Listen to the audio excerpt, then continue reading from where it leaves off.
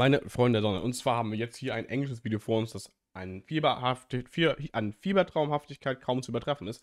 Denn hier geht es um eine narzisstische Mutter, die über ja, längeren Phasen hinweg ihr Kind gaslightet, manipuliert und gestalkt hat. Da gibt es eine Netflix-Serie drüber. Im deutschen Sprachraum wurde noch gar nicht drüber gesprochen, glaube ich, oder wenig. Der YouTuber Napper hat auf jeden Fall was dazu gemacht. Da gehen wir rein. Das ist eine lange Reaction. Es wird unfassbar, unfassbar crazy. Es geht los. Untertitel sollten an sein. In September 2025, Netflix released an hour-and-a-half documentary titled Unknown Number, The Highschool Catfish. And now in this documentary, it follows an insane real-life catfishing case where a mysterious unknown figure manipulated dozens of teenagers. Catfish ist übrigens, für die es nicht wissen, jemand, der sich im Internet für jemanden ausgibt, visuell als auch personell, der er eigentlich nicht ist. Also man kennt das eigentlich, so dieses typische Meme, so Dude, der in irgendeinem Game oder sowas eine Elfe oder sowas spielt, in echt aber eigentlich eine Trucker ist und sich als Elfe ausgibt und halt als kleines Mädchen-Meme cosplayt, aber in echt Trucker ist und ja, keine Ahnung, 10 Meter groß und breit. So in der Richtung kann man sich das vorstellen. From the same high school through an anonymous fake persona where they contacted each and every one of these teenagers via a spoofed phone number and sent them hurdles of abuse, horrific language, threats, and so much more over the space of a 2-year period. And this story right now on social media and just in general in the real world is absolutely blowing up. I have spoken to so many people about this catfishing story, and it all particularly focuses around 2 specific teenagers, Lauren Licari and Owen McKenney, who were both around 13 to 14 years old at the time of this story taking place. Also basically Kinder.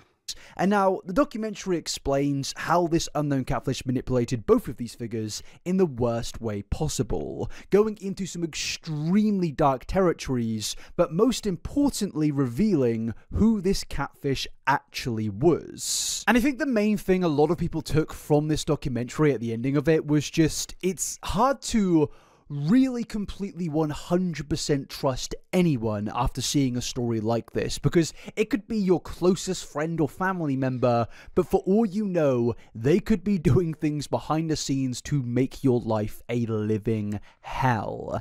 And this documentary... Das ist dieser Gedanke, ne? Es ist irgendwie schwer vorstellbar, dass jemand einfach so viel Zeit und Energie investiert, um halt im Hintergrund irgendwie dein Leben zu zerstören, sich als jemand anderes ausgibt, mit 1000 Menschen schreibt, nur um irgendwie diese Personen zu manipulieren. Das ist so crazy. Was a prime example of that. But despite my interest and intrigue into this story, the funny thing is, well, I actually didn't like this documentary. In fact, I think this documentary from Netflix was incredibly irresponsible. I don't think it told the complete 100% accurate story. And I actually think it allowed the culprit in this story to basically get away with seemingly everything. And don't get me wrong, this documentary was definitely interesting. It was one of those Netflix films that really just made me put down my phone for an entire hour and listen to a compelling story.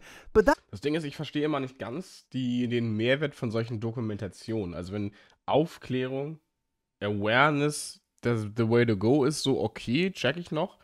Aber wenn es Unterhaltung ist, dann sehe ich das schon als sehr kritisch an. Weil hier geht es ja um echte Menschen. Das sind die Stories von echten Menschen. Das beruht auf wahren Begebenheiten. Das ist halt keine fiktive Story, die erzählt wird, um ein paar Leuten so ein bisschen den Schauer über den Rücken zu werfen, so. Sondern da wird halt das Leid von Menschen aktiv benutzt, um halt Cash zu machen. Das irgendwie, vor allem wenn das Großkonzerne machen, ist, gibt mir ein bisschen, Vibes. That doesn't come from the fact that, oh, this was such an amazing documentary, it was so well put together. No, the only reason I put down my phone for this one was because, well, the real authentic story in itself was interesting. Everything else on Netflix's part, I think, was genuinely done quite terribly. Because in my mind, there are so many issues with how Netflix handled this story, to the point of where the culprit and the criminal was even, in my opinion, allowed to defend themselves in front of millions of people. Und das erinnert mich halt an die Situation mit Aline Bachmann, die Doku, die ÖRR-Doku, die gemacht worden ist über Aline Bachmann, wo sie dann in der Lage war, so basically ihre eigene Rolle in dieser ganzen Thematik zu schönen und die Familie des Opfers zu instrumentalisieren, um sich selber halt als weniger problematisch, als weniger die Täter und mehr als Opfer darzustellen. So.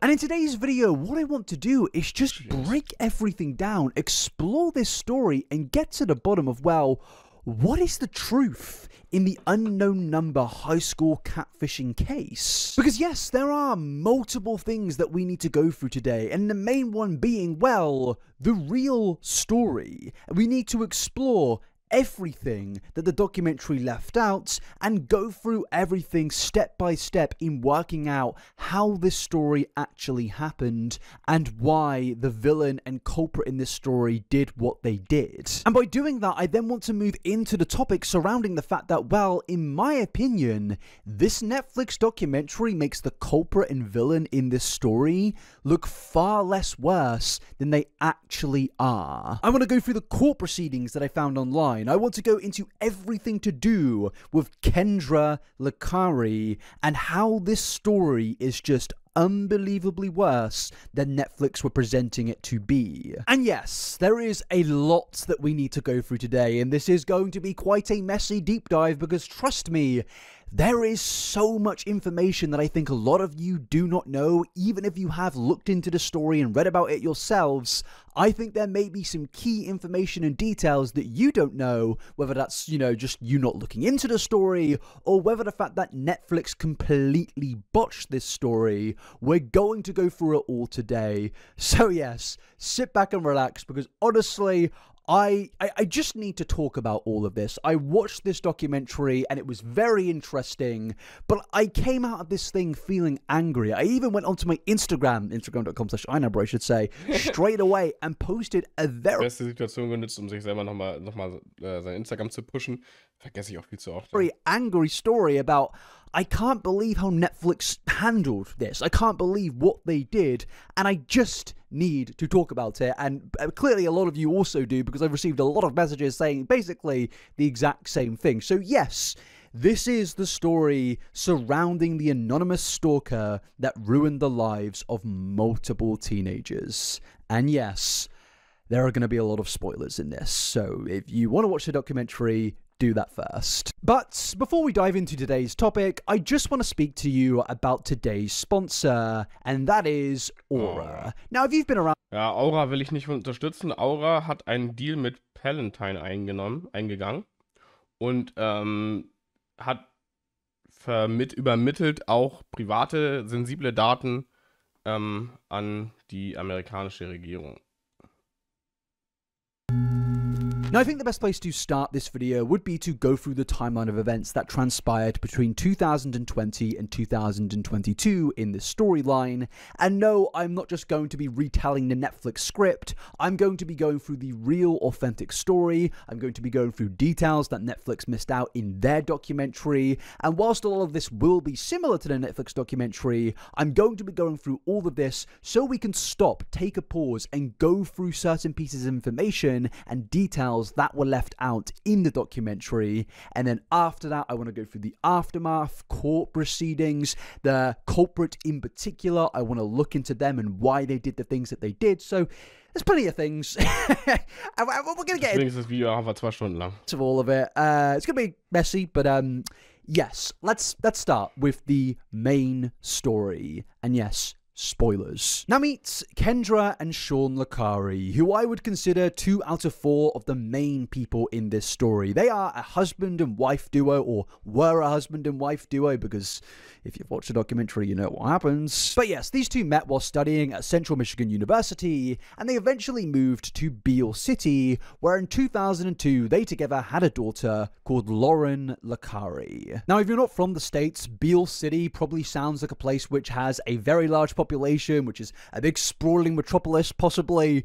But no, Beale City has a population of around 312 individuals. It is Dass man das City nennt, ist wild, wenn da 300 Menschen leben. a very, very small part of America, and it's basically one of those communities you'll see in like a Netflix show based in the 1980s where everyone knows each other. It's like the most stereotypical American place that you'll see in a movie when you're a kid, or I don't know, in Stranger Things. A quote from the news site The Cut says that Beale City is a farming community with 2 pubs and 1 flashing intersection, and it seemed that the last place on earth anyone could hide. The landscape is open and flat, broken into well-tended fields and dairies, wind turbines churning overhead.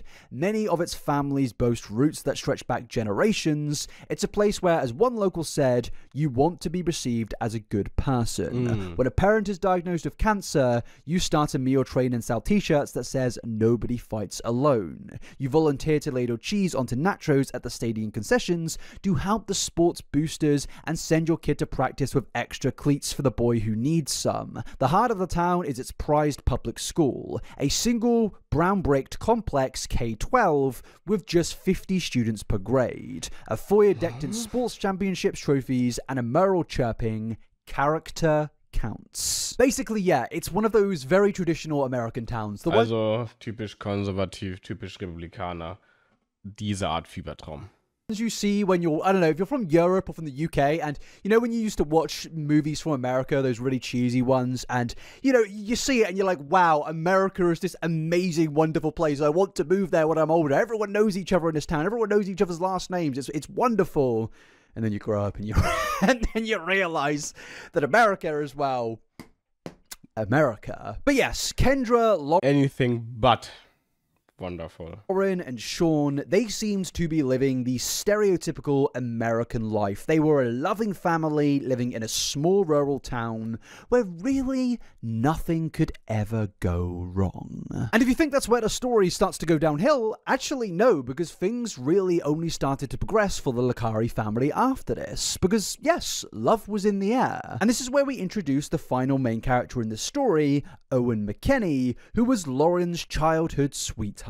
Yes, at 13 years old, these two were in a relationship. It seemed very sweet, very wholesome, and given how small the town was, it very much did seem that these two were the talk of the town. Everyone saw this real sweet little couple. I think we've all witnessed like a niece or a nephew, you know, go into a relationship, and you can't help but smile because it's pretty sweet to witness, you know, a little young couple together doing little young couple child things. You know, it's sweet, it's nice, and it's completely just nice to see, you know? And it even got to the point of where apparently these two were so sweet together that apparently other students in their school were apparently jealous of their relationship because they couldn't have what they had at 13 years old. Yeah. And yes, obviously, most child relationships don't last forever. Even if they begin for like 2 or 3 years, most people know that when you start to get a little bit older, you start to become an adult, you know, you may grow out of each other and you may move on in most cases, but... Ich war damals auch einer dieser Kinder so.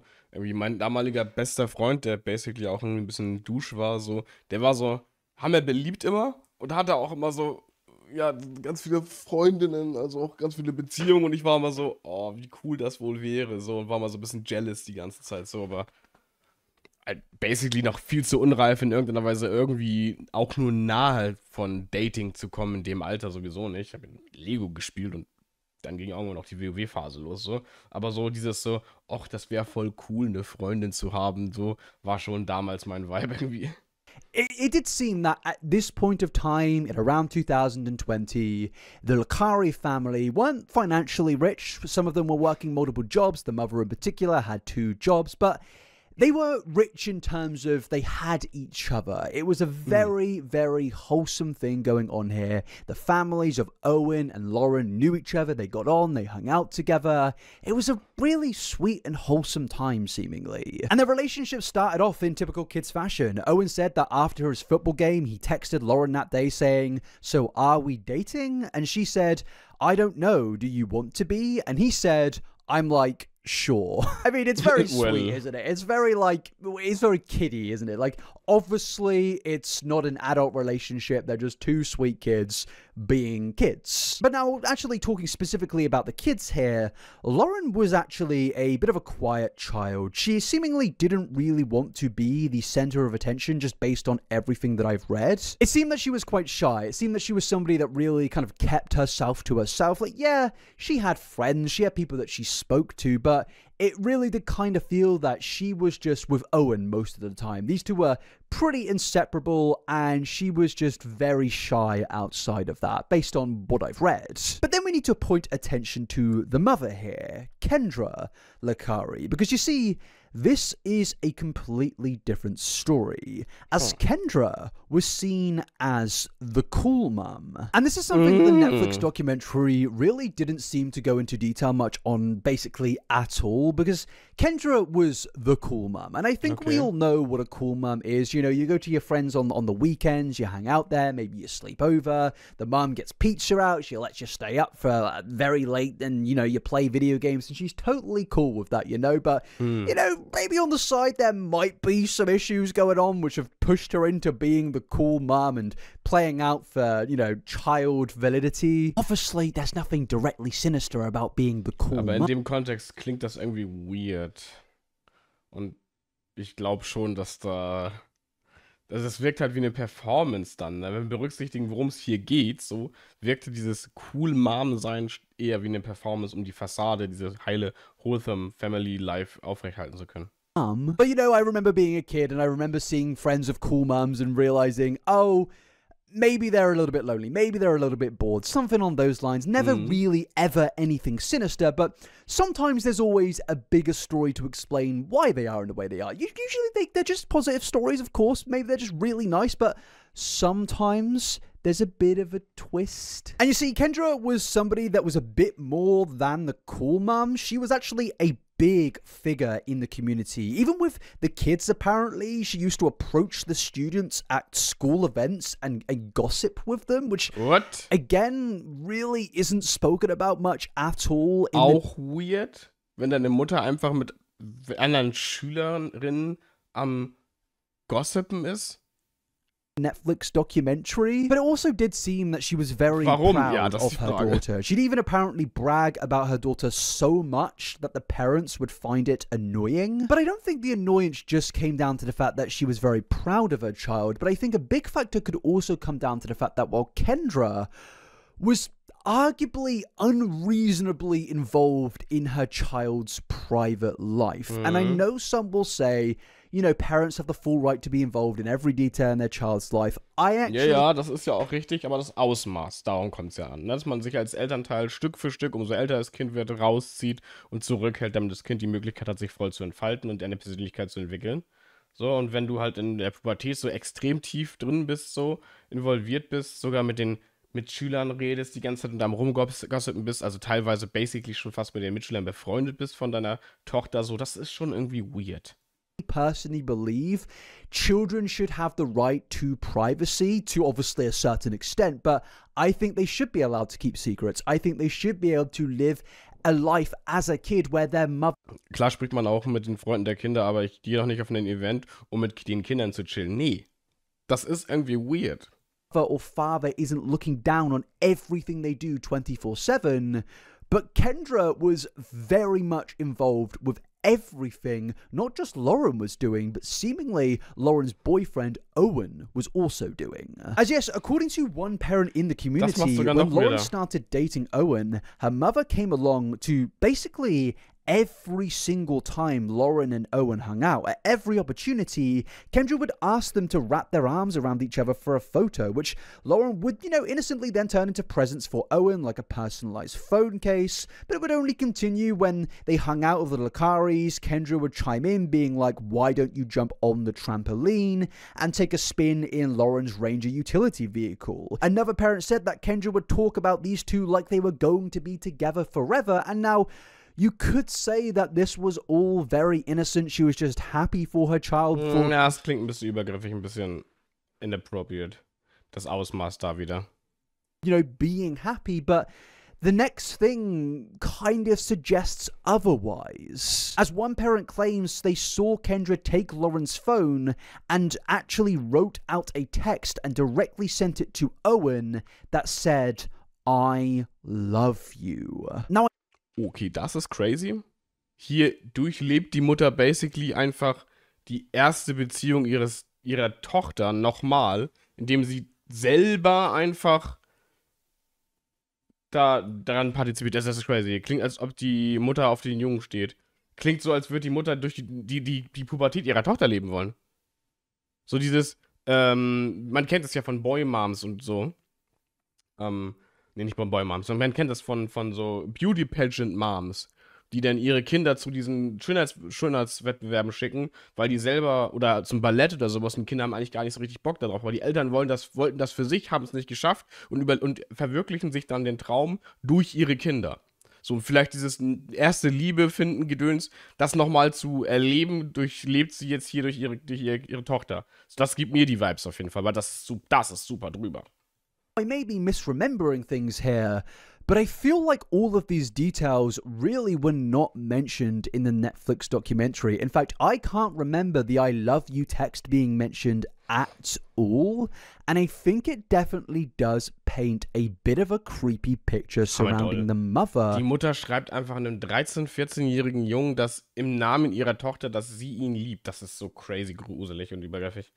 In this situation, because even if this was just, face value, no other history happened after this, I think just the behavior that she's displaying here is pushing way too many boundaries. Picking up your daughter's phone, your young daughter, well, your daughter's phone in general at any age, and texting the boyfriend, "I love you," is an incredibly weird thing to do. Absolut. And definitely a complete breach of personal boundaries. And I think in particular, when a child is 13 years old and they're probably not saying the big "I love you" to each other, I think this is definitely an even worse thing you could do than at any other age range. Because vor allen Dingen, wenn die selber das noch nicht gemacht haben, das etabliert haben, das zu sagen, so, ist das irgendwie weird, da als Mutter die Initiative zu übernehmen und die da hin zu pressern, so.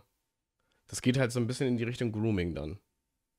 Zwar kannst du halt, also nicht für sich, sondern halt irgendwie im Allgemeinen, so wird da halt eine Dynamik etabliert, die halt auf einem gewissen Erfahrungsungleichheit aufbaut, und das ist irgendwie gruselig.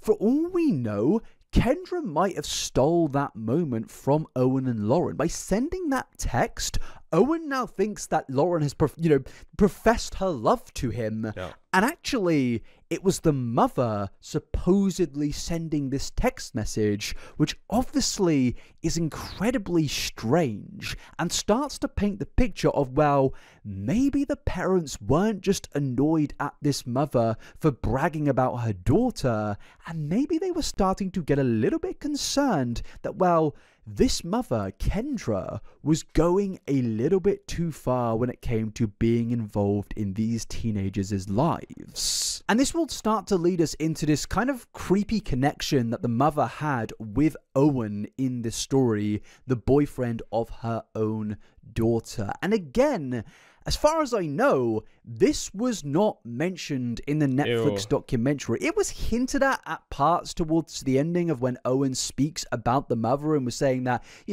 she was very close with him, but I don't think they went into the necessary detail. Warum sollte die Mutter sehr close mit ihm als der Freund ihrer Tochter sein? Das ist weird. Required to truly display how horrifying this story really is. Because continuing on, Kendra's attachment to Owen was very strong from quite early on. For example, when Owen was in the 8th grade, Kendra decided to sign up to be Owen's track coach, his personal track coach. Now, I may be reaching here, but personally, based on everything we've heard too far, I feel like it's very clear that this mother is getting way too close to this child who, realistically, she doesn't have any reason to be this close to. If anyone from the personal life of Owen was going to be his personal coach, I think it should be a family member or a teacher. Owen even went on to claim in the future that they were so close that Kendra basically became a second mother to him. And this relationship between Owen and Kendra just progressively got more and more closer. For example, Kendra was a regular spectator at Owen's matches. Das ist weird. At one time, she drove Lauren 3 hours across Michigan to watch one of the championship games that Owen was performing in, and once Kendra even suggested turning one of Owen's tournaments into a Florida Licari family vacation trip. To which the mother, Jill, just basically denied that and was like, no, we're not going to do that. This is just going to be Owen's tournament. He's going to go, he's going to perform, and he's going to come home. And yes, that was not, thankfully, allowed to happen. But I think it does very much represent how close Kendra was trying to get to Owen, who, bearing in mind, was between the ages of 13 and 14 years old at that period of time. And, you know, at the... Also, jetzt, selbst wenn ich jetzt mir vorstellen könnte, dass sie jetzt nicht predatory wäre, ist sie eine Boy-Mom oder wie? Würde sie sich einfach lieber einen Sohn gewünscht haben oder wie? Also ich check's nicht. Ich check's nicht, warum man da einem fremden anderen Kind so krass verbunden sein möchte und kann. That's crazy. Face of it, you could maybe suggest that, wow, this was a very protective mother of her daughter, and she just really wanted to support her daughter, and by extension that came supporting Owen. But personally, I don't agree with that. I think that Kendra's relationship, not just with Owen, but in general with a lot of the school kids at the school that Owen and Lauren went to, was incredibly inappropriate. We've seen reports that Kendra has gossiped with other students at this school, and then we found out that she supposedly sent a text message saying, I love you to Owen from Lauren without Lauren even knowing about this. Allein das ist ja schon off-limits und absolut inappropriate. So. Da sollten alle Alarmanlagen angehen. So, allein das reicht ja schon. And obviously, she's got this strong, growing connection with Owen where she's doing so many things for him, which honestly, I just don't think is normal behavior for a boyfriend to have the mother of their girlfriend doing to them at 13 years old. When I was around 14 years old and in my first relationship, I think the furthest thing that my girlfriend at the time's dad did for me is he took me home, you know, after hanging out with my girlfriend that day. That was really the furthest it went, because obviously, you have to acknowledge that these are child relationships. They're not serious. They're just very wholesome. Die haben jetzt noch nicht geheiratet. Er ist nicht ihr Schwager oder irgendwie was weiß ich. Also, das ist halt irgendwie komisch.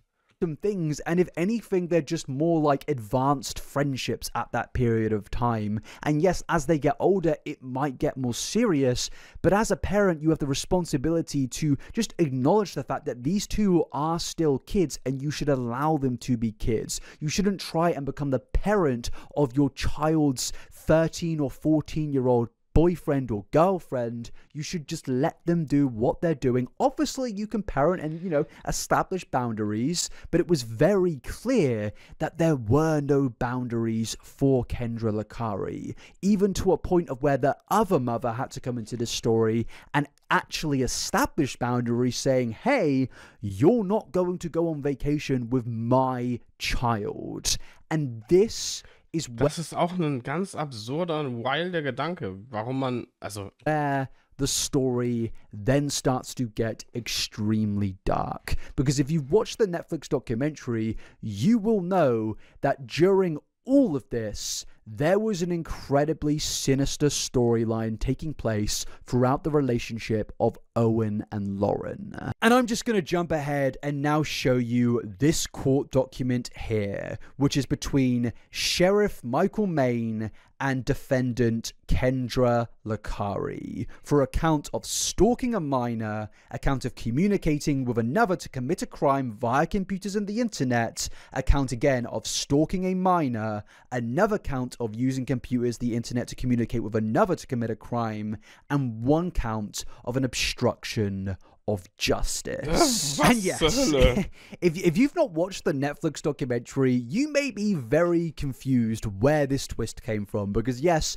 I did not mention any of this up until this point, but I've done that for good reason, because I wanted to present the fact that, well, Kendra, regardless of this dark story of what we're about to get into, was very inappropriate, not just with Owen, but with other students as well. She was gossiping with students, and more importantly with Owen, establishing a very personal, inappropriate connection. But now, on top of that, take into the fact that yes, all of these criminal counts were alleged against her. And in my opinion, Netflix did not establish the raw, full details about the inappropriate connection between Kendra and Owen well enough. I don't think they went into even remotely close enough detail that they should have in a documentary which goes into the details that we're about to go into. And that's why I think it's incredibly important to speak about Owen's story before we go into everyone else's story.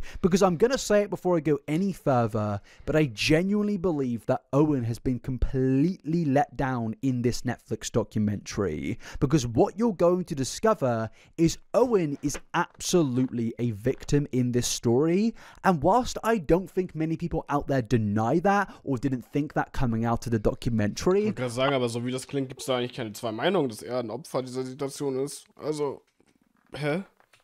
I think there are a lot of details in the Netflix documentary that were not highlighted on enough, but more importantly, not taken seriously enough. And yes, we're going to get into that now by going into the darker aspect of this story. And it all starts in September of 2020, when Lauren was apparently planning on going to a Halloween party that originally, according to Kendra, she was not invited to, but Owen had asked to come with her. At first, it really did feel like a very innocent thing. Lauren had not been invited to this party, and Owen wanted his girlfriend to come along with him. Yeah, he's proud of her. He's her closest friend, and he just wants her to be there with her. Now, I should just say, as we'll get into later on in this story, there has actually been dispute to the claim made in the Netflix documentary that Lauren was not invited. Some claims have been made that Lauren actually was not originally invited, but when the mother of the person hosting the party found out that Lauren wasn't invited, she then apparently promptly invited Lauren. But Kendra, the mother of Lauren, claims that Lauren was not invited. And I should just say that Lauren's mother's storyline definitely benefits her purpose more than everyone else's purpose and argument in this entire story. And was für einen Grund hat dann die Mutter in der Thematik? Das hat sie ja erstmal nichts anzugehen und zu interessieren.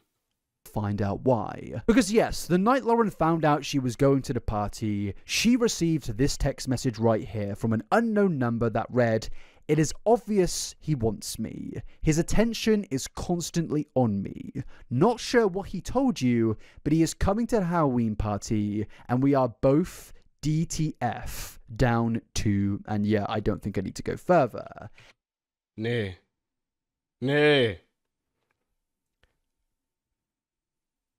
Die Mutter spielt also die Konkurrentin für den Boyfriend ihrer eigenen Tochter. Und stalkt ihre Tochter und stalkt den Boyfriend und mobbt.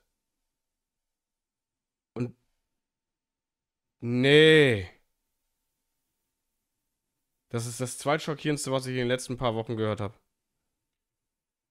And then another one came saying, he wants nothing to do with you. He thinks you're annoying and an ugly ass bitch and wishes you would leave him the f alone. Why do you think he is on the phone all the time texting me? You didn't get invited to sleep with him.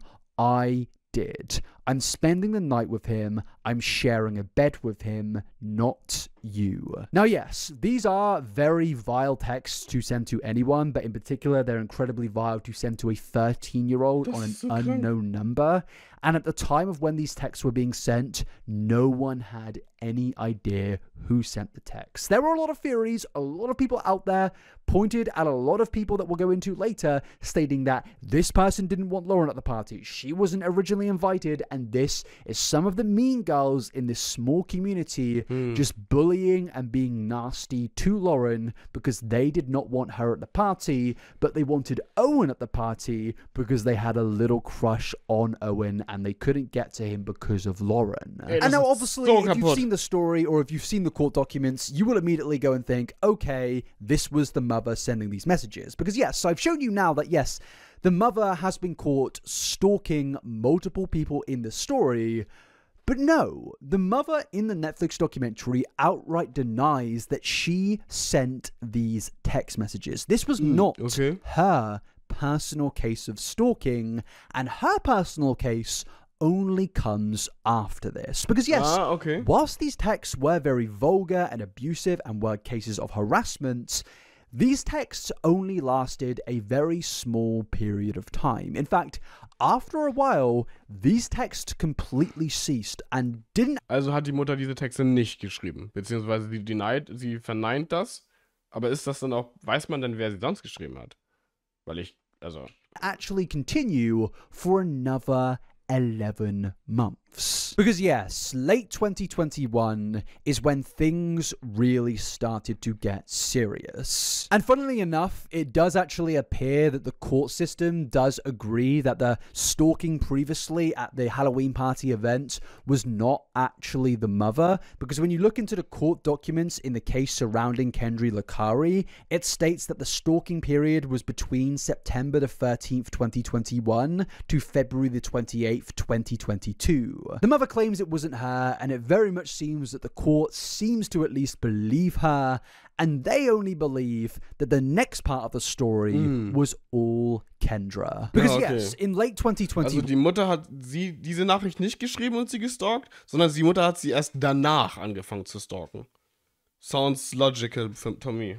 Lauren randomly received a text from an unknown number once again. It seemed that the person from 2020 had finally returned after 11 months. And these texts read, "Hi Lauren, Owen is breaking up with you. He no longer likes you and hasn't liked you for a while. It's over. He wants me." Now I know the court documents deny that this was the person from previously, but these texts read, in my personal opinion, very similar to the texts that were sent in 2020. In my opinion, es gibt ja schon fast eine Bezugnahme da drauf.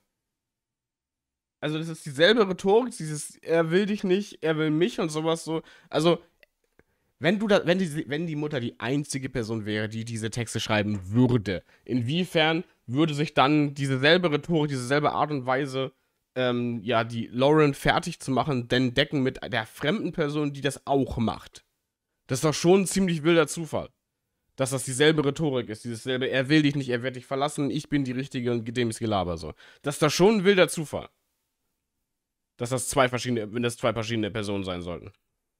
Really doubt that this is anyone else other than the previous individual. I just can't see a coincidence in someone doing what they did previously and then a copycat identically copying what they were doing before. In my opinion, it makes no sense, and this is where I'm now going to reveal the full story. Because yes, you know that Kendra Lakari was involved in a stalking case during the relationship of Owen and Lauren, but that all came from the fact that, well, for around a year straight, Kendra was sending horrific text messages to not just Owen and Lauren, but multiple members of the community. For a year, Kendra made it her mission to ruin the lives of multiple teenagers, but in particular, her daughter. This woman created multiple accounts, multiple phone numbers, multiple personas, tried to frame multiple people in an effort to ruin her own daughter, Lauren's life. And yes, I know, it was pretty obvious with the court documents that are revealed, or you've just watched the documentary already, but yes, this woman had been going, honestly, the only way to put it, outright insane behind the scenes. And I will just say that this is definitely one of the most evil things I think I've ever witnessed a mother do. And honestly, I cover a lot of crazy mums. I've covered crazy dads in the past, but In terms of crazy mothers on TikTok, for example, I've seen so many bad cases. But this is a whole new level. This is one of the most insane things I think I've ever witnessed. And what you're seeing here is a compilation of just a few texts that were sent to Lauren by her own mother via a fake unknown profile. And from the very beginning, most of these texts would be deliberately targeting Lauren for things that she was insecure surrounding, such as her appearance or just how she was as a human being. And these messages at first were, immediately abusive. They were immediately horrible, and they were immediately just designed to make Lauren feel miserable, in my personal opinion. But what you're going to notice throughout these messages is they progressively get worse and worse, and I really don't think Netflix focus on this enough. I don't think they focus on the fact that when Kendra was sending these messages, she was getting to a point of where you start to get worried that these messages are just the beginning, and this could lead to real life harm happening to Owen and Lauren if it was. Stell dir vor, du mobst dein eigenes Kind, bis es sich eventuell sowas antun könnte. Oder ihrem Partner. Das ist so krank. Not dealt with in time, because these messages were getting dark. It would go from when Lauren wore Owen's jersey, she would receive a text saying, WTF, you need to take that off, you are embarrassing him, to you suck at basketball, he ain't dating no suck ass, not good enough. Das ist JV girl, to weird messages stating how Owen's life would be better if Lauren was dead. But then she actually took that message back, stating that she went too far. Now, this is something that I, again, feel like Netflix don't really focus in on enough, because to me, ihre Mutter. Ihre Mutter hat das geschrieben.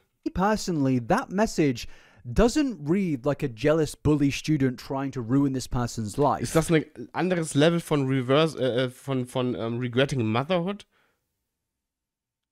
So, dass man da halt irgendwie, keine Ahnung, diesen Verlust der eigenen Freiheit auf dem Nacken des eigenen Kindes austrägt und dabei halt so unfassbar bösartig wird. Weil man, keine Ahnung, ich check's nicht, also beim besten Willen nicht, aber das muss ja irgendwas, also, da muss ja einen tiefer liegenden Hintergrund haben, weil so bösartig bist du ja nicht, weil du einfach Langeweile hast oder so. In my opinion, now given, hindsight is a wonderful thing, but knowing that the mother sent this text, I think what you have here is a mother who clearly regrets what they sent. They knew that they had gone too far, and that's why they took back the message. Personally, I don't think that a 14-year-old cyberbully would have that level of remorse or that realization of, oh, I've gone too far. But then it gets even weirder when that level of remorse over time starts to completely vanish. Because at first it was just, your regularly abusive messages, but then towards later on in the timeline, things got worse and worse. Because as you can see in this message here, she texted a von implizierter er wäre besser dann, wenn du nicht am Leben wärst, zu direkten Tötungsaufforderung. Very similar message than before, but there was no taking it back, there was no remorse, and there was no holding back how far this had gone. This woman was now outright trying to not just ruin her daughter's life, but she was clearly trying to take her life away. And these weren't just texts of, once or twice every day or once every few days. No, it got to a point of where Lauren's mother was sending these text messages to her 40 to 50 times a day. Also this is how bad it was getting. And again, I don't think Netflix focused enough on the fact that, well... Es ist so kaputt, ne? Ich werde so nervös, ich muss irgendwas mit Stimmen haben. Und du wisst, es ist so kaputt.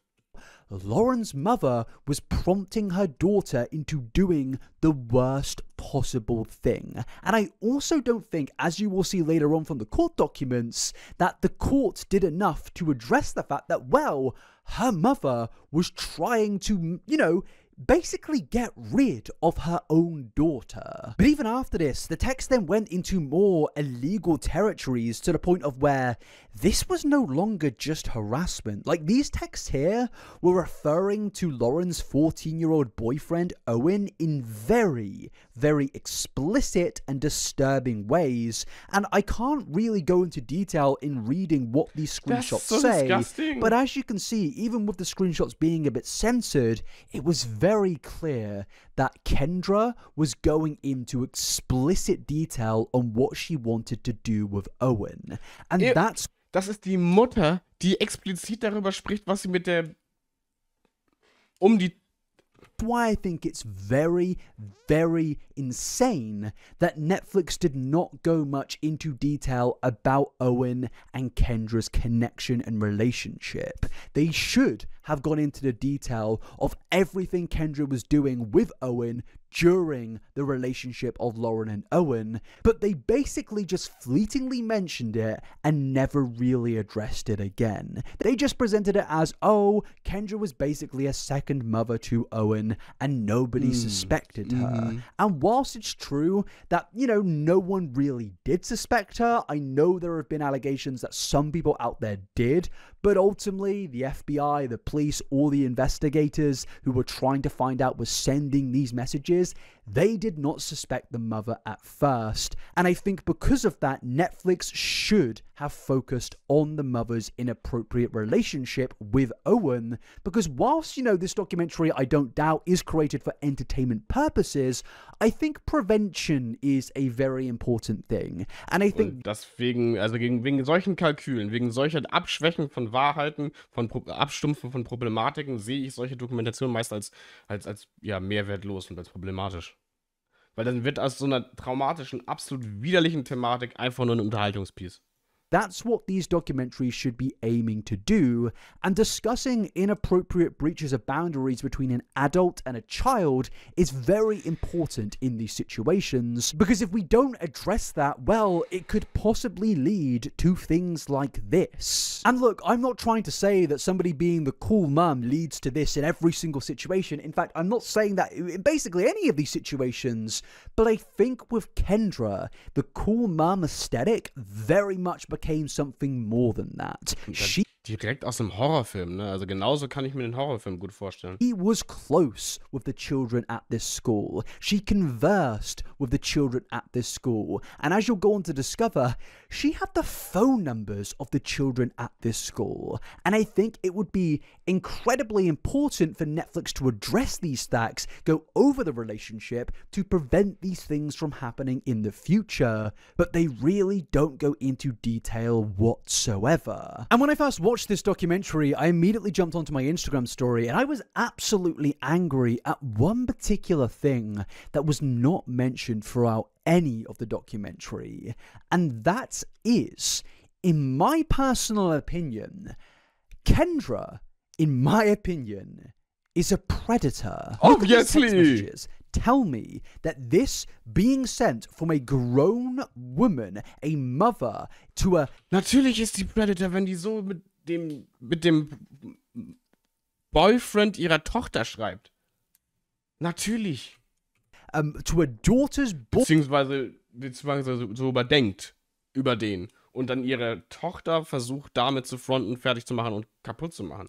Natürlich ist das predatory. Hammerdoll. Boyfriend who is 14 years old, tell me that this is not predatory behavior. We have seen so many similar situations on the internet in cases like this, where somebody is sending these similar type of texts to somebody underage, and we immediately dub them as a predator. But for some reason, with Kendra Lakari, this was not mentioned throughout any of the documentary. They mentioned the inappropriate messages, but they never went into detail behind how truly sickening these messages are. But what makes this even more insane, that's something I've left out throughout all of this video so far, is that, well, Kendra featured in this Netflix documentary. But she didn't just feature in this documentary, but she even reenacted the messages that she sent out to her own daughter. Das ist so unfassbar makaber. Das ist so unfassbar makaber. Say the inappropriate messages about Owen were directly sent to Lauren, but like that changes anything, she's still basically fantasizing. Oh, it's weird to say. It's just weird to say. And Netflix allowed her in this document. Wer kam auf die Idee, die Produktion so zu machen? Ich verstehe es auch nicht. Ohne Witz, das ist so krank. Das ist auf so vielen Ebenen so unfassbar krank. I don't want to be that guy, because I feel like everyone says it in basically every situation like this, but Grüße. I can't help but feel if this was a 45-year-old man sending these types of messages to a 13-year-old girl, I feel like we would be dealing with a very different story. Yep. It's basically that scene from South Park. You know when Kyle goes to the police station to report the fact that, well, his teacher is having an incredibly inappropriate relationship or interaction with his little brother, and the police immediately get up. They're angry. They're devastated. They're asking for his name. They're asking for his name, ja. i.e. the man. Weil Frauen ja keine Täter sein können. That did what Kyle is suggesting. But when Kyle tells them it's not a man and it's actually the story between a woman and a little boy, well, their reaction immediately changes. Nice.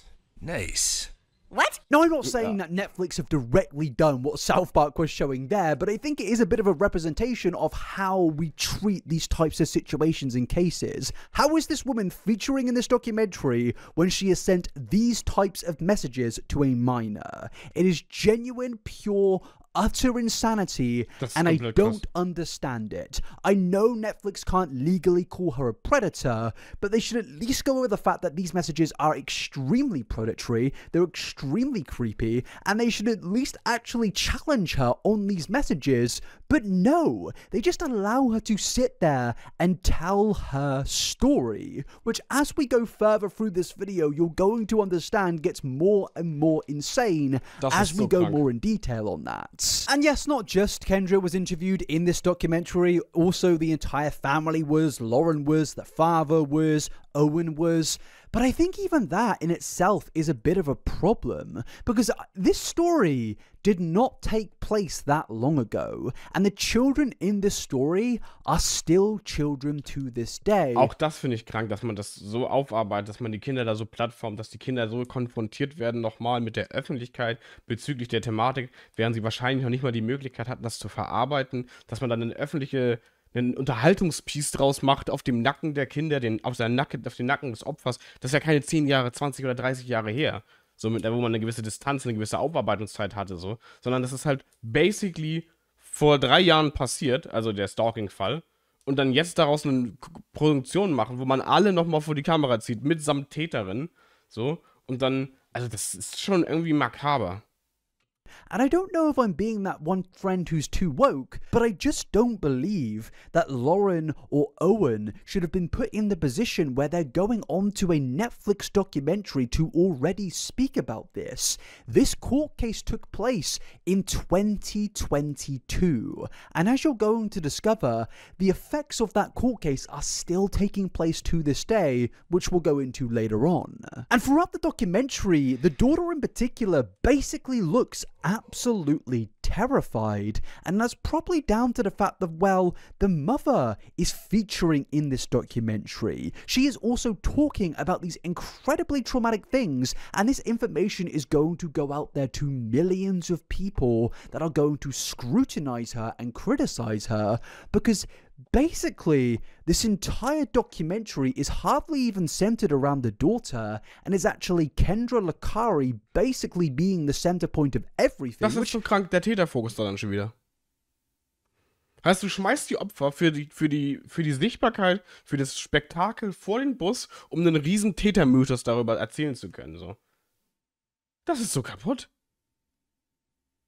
Und dann plattformst du den Täter noch, der dann die Möglichkeit hat, das Narrativ um sich herum ein Stück weit zu manipulieren. Kind of makes sense because, you know, she is the main person in the story. She was the one sending out the messages. But at the end of the day, I don't think that that is appropriate given what was in those messages.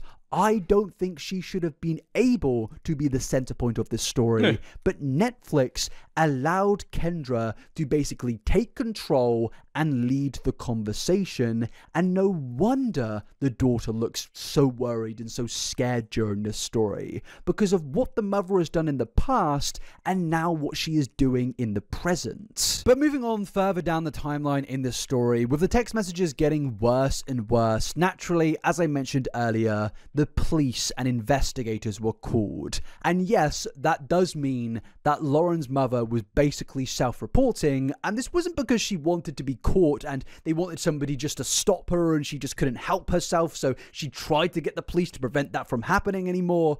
No, it was very clear that Kendra was trying to cover her tracks. Yeah. And with that, allow me to introduce you another person in this story, and that is Chloe Wilson. Now, Chloe, in my opinion, is quite interesting because Chloe is the same ages as Owen and Lauren. But I've seen online, this person has received a lot of hate and abuse and criticism, and that's all down to the fact that, well, this Netflix documentary frames Chloe as a bully. They interview people, and yes, they confirm that Chloe did bully people whilst in school. But personally, again, I don't know if I'm being too woke here, I don't think it's fair to put a In dem Kontext einen Fokus auf einen 14-jährigen Mobberin zu setzen, während die Mutter ihre Tochter über den Freund über ein Jahr hinweg mobbt. Und der dann eine Plattform zu geben und ihr die Möglichkeit zu geben, ihre eigene Verantwortung in diesem Mobbingfall zu verschleiern, während man hier einen 14-jährigen Bully vor den Löwen zum Fraß wirft, ist auch nochmal anders insane. Sie ist in dem Fall die Ableckung des öffentlichen Frusts oder der öffentlichen Wut. Also dieses 14-jährige Mädchen. Während man die Mutter schon wieder deutlich sympathischer und deutlich weniger problematisch dann darstellt. Das ist crazy. Netflix hat da komplett reingeschissen anscheinend. 14-year-old on blast like this to millions of people, letting everyone know that, oh, she was a bully and we're not even going to contest that. Netflix just allow everyone in this show to say that, yeah, Chloe was a bully while she was in school, and now there is context to why they say this. But personally, whilst, you could be critical of this 14-year-old, I just don't really think it's fair for her to be put on blast in this Netflix documentary like this. I feel like every child in this story is not being protected enough, and again, there is context to why they mention the bullying aspect, but personally, I just feel that Netflix did not do enough to protect Chloe in this story, because I have seen so many people attack this girl because she was a bully in school, and I'm not saying bullying is right, but honestly, I feel like a lot of people need to just accept that yes, 14-year-olds can be little.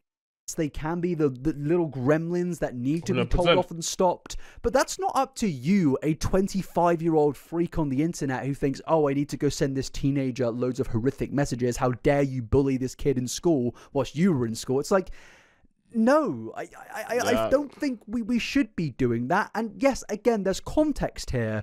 But I just felt like I needed to say that I just think this kid is being unfairly treated right now, and I don't think Netflix did enough to protect this kid. Yes, I don't agree with bullying, but at the end of the day, I also don't agree with fully grown adults bullying a teenager who they don't even know. Now again, maybe I am being that friend again who, is too woke, but I just personally had a lot of issues with this part of the story. And admittedly at first I thought, okay, she clearly is a bully, she clearly is a bit of a, but like at the end of the day, I don't know this girl. She's 14 years old, kids can grow, they can change, and they have made mistakes, and that's fine. But it should just end there. It should just end there. And with that, we are going to end that conversation and go into the context behind why we even know that this person was a bully. Because, yes, Kendra, as we know, knew all of the children in this town. She knew everything about them, and she decided, because of this whole bully aspect, she was going to pin the blame of these text messages on Chloe. Because you see, when Kendra was trying to supposedly find out who the harasser was, she said that she was growing suspicious of Chloe because in some of the messages sent to Lauren and Owen, the word bruh was used multiple times times, and this is suspicious because Chloe also regularly uses the word bruh. Okay. Now, I personally think that this is one of the more insane aspects of this story, because I feel like every single teenager in America... Ist halt so Jugendsprache, ne? Aber weil ein Teenager diese Jugendsprache verwendet, muss dieser Teenager natürlich auch die Stalkerin sein. It's crazy. Uses the phrase bruh. It literally is just like, oh, bruh, I can't believe this. Oh, bro. It's just another version of saying, bro, I can't believe what you do. Like something like that, you know. But she was so desperate to pin this on somebody else, a 14-year-old girl, may I add, that she took this and ran with it and started to pin this campaign of harassment on to Chloe. And yes, I personally think it's a little bit wild that no one saw this and thought, Kendra, maybe you're going a bit too far with this. Now, I should just go back to something I mentioned earlier, though, that some people apparently did begin to suspect Kendra during this investigation, in particular high school staff and Chloe's mum. This article here says, whilst the documentary opted for a more dramatic reveal when Kendra turned out to be the culprit, in reality, many of the parents and high school staff said they thought it was Kendra all along. Principal Boyer noted in the cut that he found it odd that Kendra had 2 phones and seemed to be looking on her devices more than at other people. Meanwhile, her secretary, Diane Fussman, allegedly confided in him that she was suspicious about Kendra as well. I always thought she was a little bit obsessive with her child, Fussman told the outlet.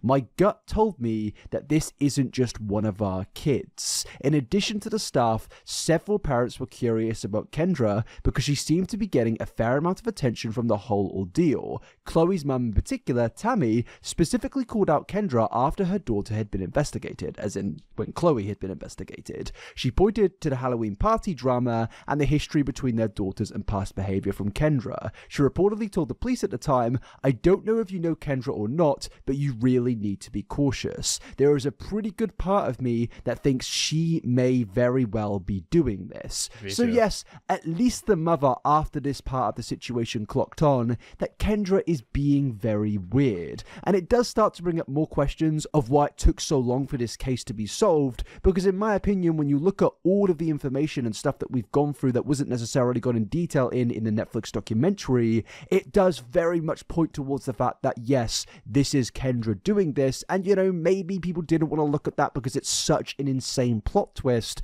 but at the end of the day, there is just so much weird stuff coming from Kendra even early on in this story. But another reason to why Kendra claimed that she was suspicious of Chloe was because in the text sent to Lauren, the individual claimed that apparently the police were defending them, and coincidentally Chloe's dad was also a police sergeant, and then there were more suspicions that came after that, because also Kendra alleged the fact that Lauren's Snapchat account was hacked, and then the account popped back up in the town where Chloe lived. And yeah, I can kind of understand why the parents would buy into this story, because yes, maybe they did see that Chloe was a bully, and maybe they thought, oh, she's trying to bully Owen. There is a bit of a history between Owen and Chloe, or at least there's a The jealous ex.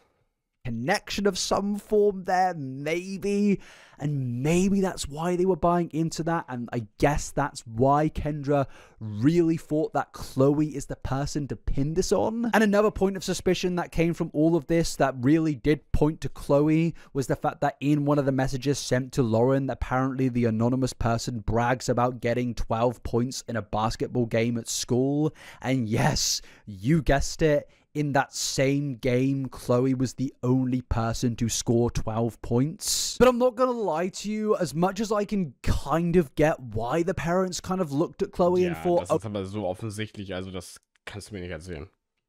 Also jemand, der kannst du genauso gut sagen, der kannst ja genauso gut dann direkt deinen Namen sagen, so in einer Stadt von 300 noch was Einwohnern, dann kannst du auch direkt deinen Namen sagen, wenn du meinst, dann die Erfolge in einem Sport zu verwenden als Seitenhieb, aber darüber hinaus anonym zu bleiben, da kannst du genauso gut direkt auch deinen Namen sagen. Also das ist ja crazy, das macht ja niemand, der meint, anonym zu bleiben. Okay, this is probably Chloe. It just doesn't make any sense. From the bruh stuff to the basketball stuff, in my personal opinion, it doesn't make sense because why would she self-report like this? Some could say, oh, it's a 14-year-old being stupid and silly and wanting to brag, but At the end of the day, from what we've seen in this story, we have somebody that knows how to use technology to a point of creating multiple accounts, multiple unknown numbers, and get away with this for so long. I just feel that if someone was going to these lengths, they wouldn't just randomly admit to it being them. Because in this 12-point admission, they are effectively saying, hey, I'm Chloe, it's me. And in my opinion, based on a year of this going on now, that just wouldn't make any sense. The texts we've seen are vile. They are criminal. This is harassment. Why would they admit to criminal allegations which would get them sent to juvenile hall? But also another thing to take into context here with this technological stuff is the fact that Kendra had a job in an IT role at the university nearby. So it's clear she would know how to do all of these things in terms of creating a fake profile, spoofing her phone number, possibly. Weil auch die Phonennummer unterdrücken und also all solche Geschichten, das weiß sie ja nicht zwangsläufig, weil das weiß sie ja nicht zwangsläufig als 13-, 14-jähriges Kind so. Also wie man komplett unauffindbar und anonym bleibt so. Weil da wurde ja die Polizei ja angefangen zu investigieren und dass das nicht sofort aufgefallen ist, impliziert ja schon, dass da jemand mit Ahnung, wie man sich komplett verschleiert, am Werke war.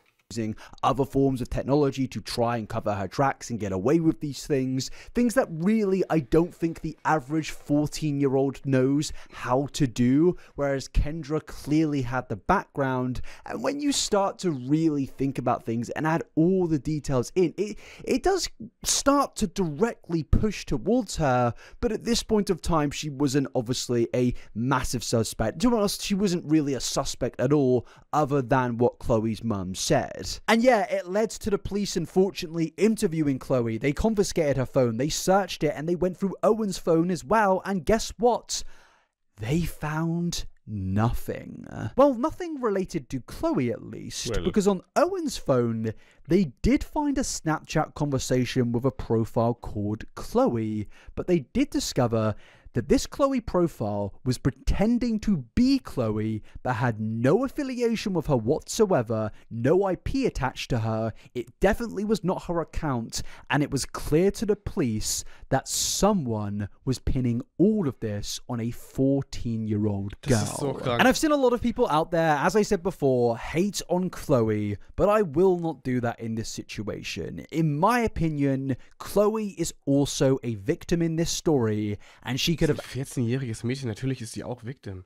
Absolutely had her life ruined by Kendra Lakari. And again, I feel like this is a part of the Netflix documentary that is not focused on enough. Yes, of course they address all of this part of the story because it is a big part, but I don't think they really address that Kendra could have ruined a 14-year-old's life on top of a bunch of other 14-year-olds' lives. She was vicious, and yet they allowed her, again, to feature in this documentary and reenact the messages that she sent out. I think that this is absolute pure insanity. This woman should not be allowed to have this platform. I know it makes it more interesting to see her speak. Das ist genau wie bei dem ÖRR-Format mit Aline Bachmann. Dass man die da geplattformt hat, war genauso insane. Like this. But realistically, this is a dangerous, insane woman that should not have been given this opportunity. She has multiple counts of trying to destroy people's lives and get away with it. And from this point, the messages only progressively got worse and more dark. In one message it said, his life would be better if you were dead, in reference to Owen. And in another message, they directly tell Lauren to take her own before we do. And again, ihr eigenes Kind. Another thing that I don't think Netflix touched on here is the fact that, well, if this wasn't prevented, if the police did not eventually find out who was behind all of this, this could have gotten to a point of where this kid would no longer be with us, where Lauren would unfortunately go through with everything. Because something that I haven't actually confirmed so far is that, well, during all of this, the relationship of Owen and Lauren came to an end after Lauren... Das wundert mich tatsächlich nicht, wenn da so viel Druck von so unterschiedlichen, unfassbar kranken Situationen her auf die einprasselt, sondern in deren Alter wundert mich nicht, dass das nicht zwangsläufig hält, die Beziehung. And Owen came to the conclusion that maybe if they just broke up, like this anonymous person has been demanding for so long, it would bring an end to this harassment campaign. But it didn't.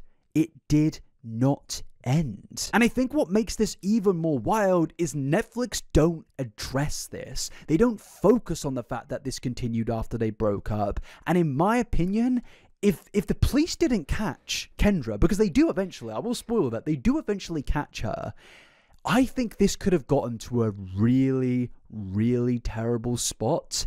And Netflix don't Allein really... dieser Gedanke, dass deine eigene Mutter dein absolut größter Hater ist, der bereit ist, dich zu zerstören auf diese perfide, morbide und so bösartige Weise, ist so kaputt. Address this. They don't really go into detail and they don't speak about this. And I think this is a very, very crucial thing.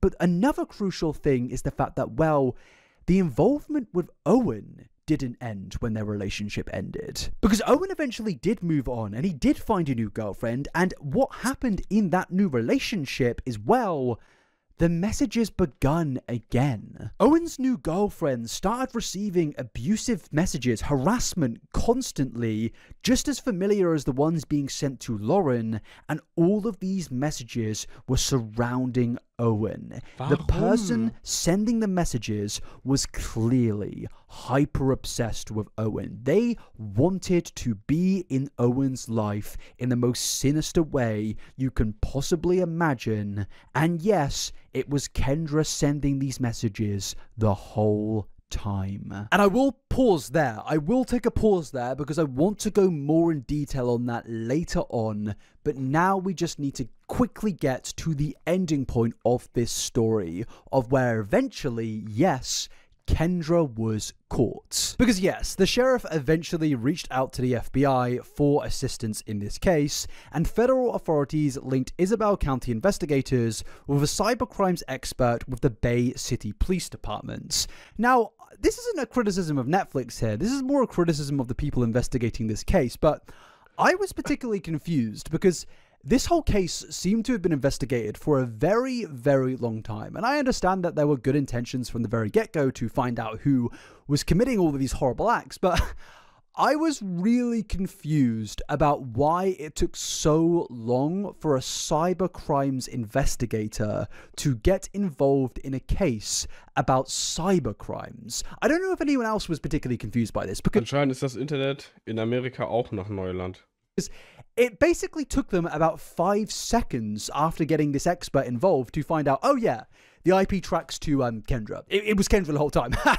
Yes, we did it in 5 seconds. Because yes, the cyber sleuths eventually connected the threatening text to an IP address from a Spectrum host from the Mount Pleasant area, and a user who opens the link with an Apple iPhone, according to the report, and the only number that matched anyone involved with this case was Kendra. He found out that the Kendra phone number was attached to the IP address each time a text message was sent to the victims. When Maine and Detective Scott Clark confronted Kendra with the findings at her home, she insisted she hadn't sent the early text messages, but then she fed off it and began sending the new ones. And look, whilst this is the most insane and most disgusting thing that I think I've seen a mother do in a very, very long time in one of these documentaries, again, why did this take so long? I feel like there has been an absolute failure of justice in this situation, that it took this long for a cybercrimes expert to get involved. We have just seen that there was no IP protection, there was no VPNs being used, she didn't use a YouTuber. Also sie hat sich nicht mal wirklich Mühe gegeben, das zu verschleiern.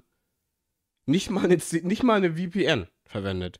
Nicht mal das, und trotzdem hat das ewig gedauert, bis die Polizei das rausgefunden hat. Und als sie dann einen Experten hatten, haben die ein paar Sekunden gebraucht. Einfach nur kurz gucken, über die hier IP-Adresse läuft das alles, bumm, das ist die Person fertig. You know, VPN code, she was doing this unprotected, and she could have been tracked at basically any moment of time, but it took so unbelievably long and allowed her to have months and months of harassment directed towards her daughter and Das ist ein Cybermobbing-Fall. Dass man da nicht sofort Cybermobbing-Security reinholt, so, der Experten sofort holt, so, ist insane. Also das ist doch sofort Aufgabe weitergegeben. Easy.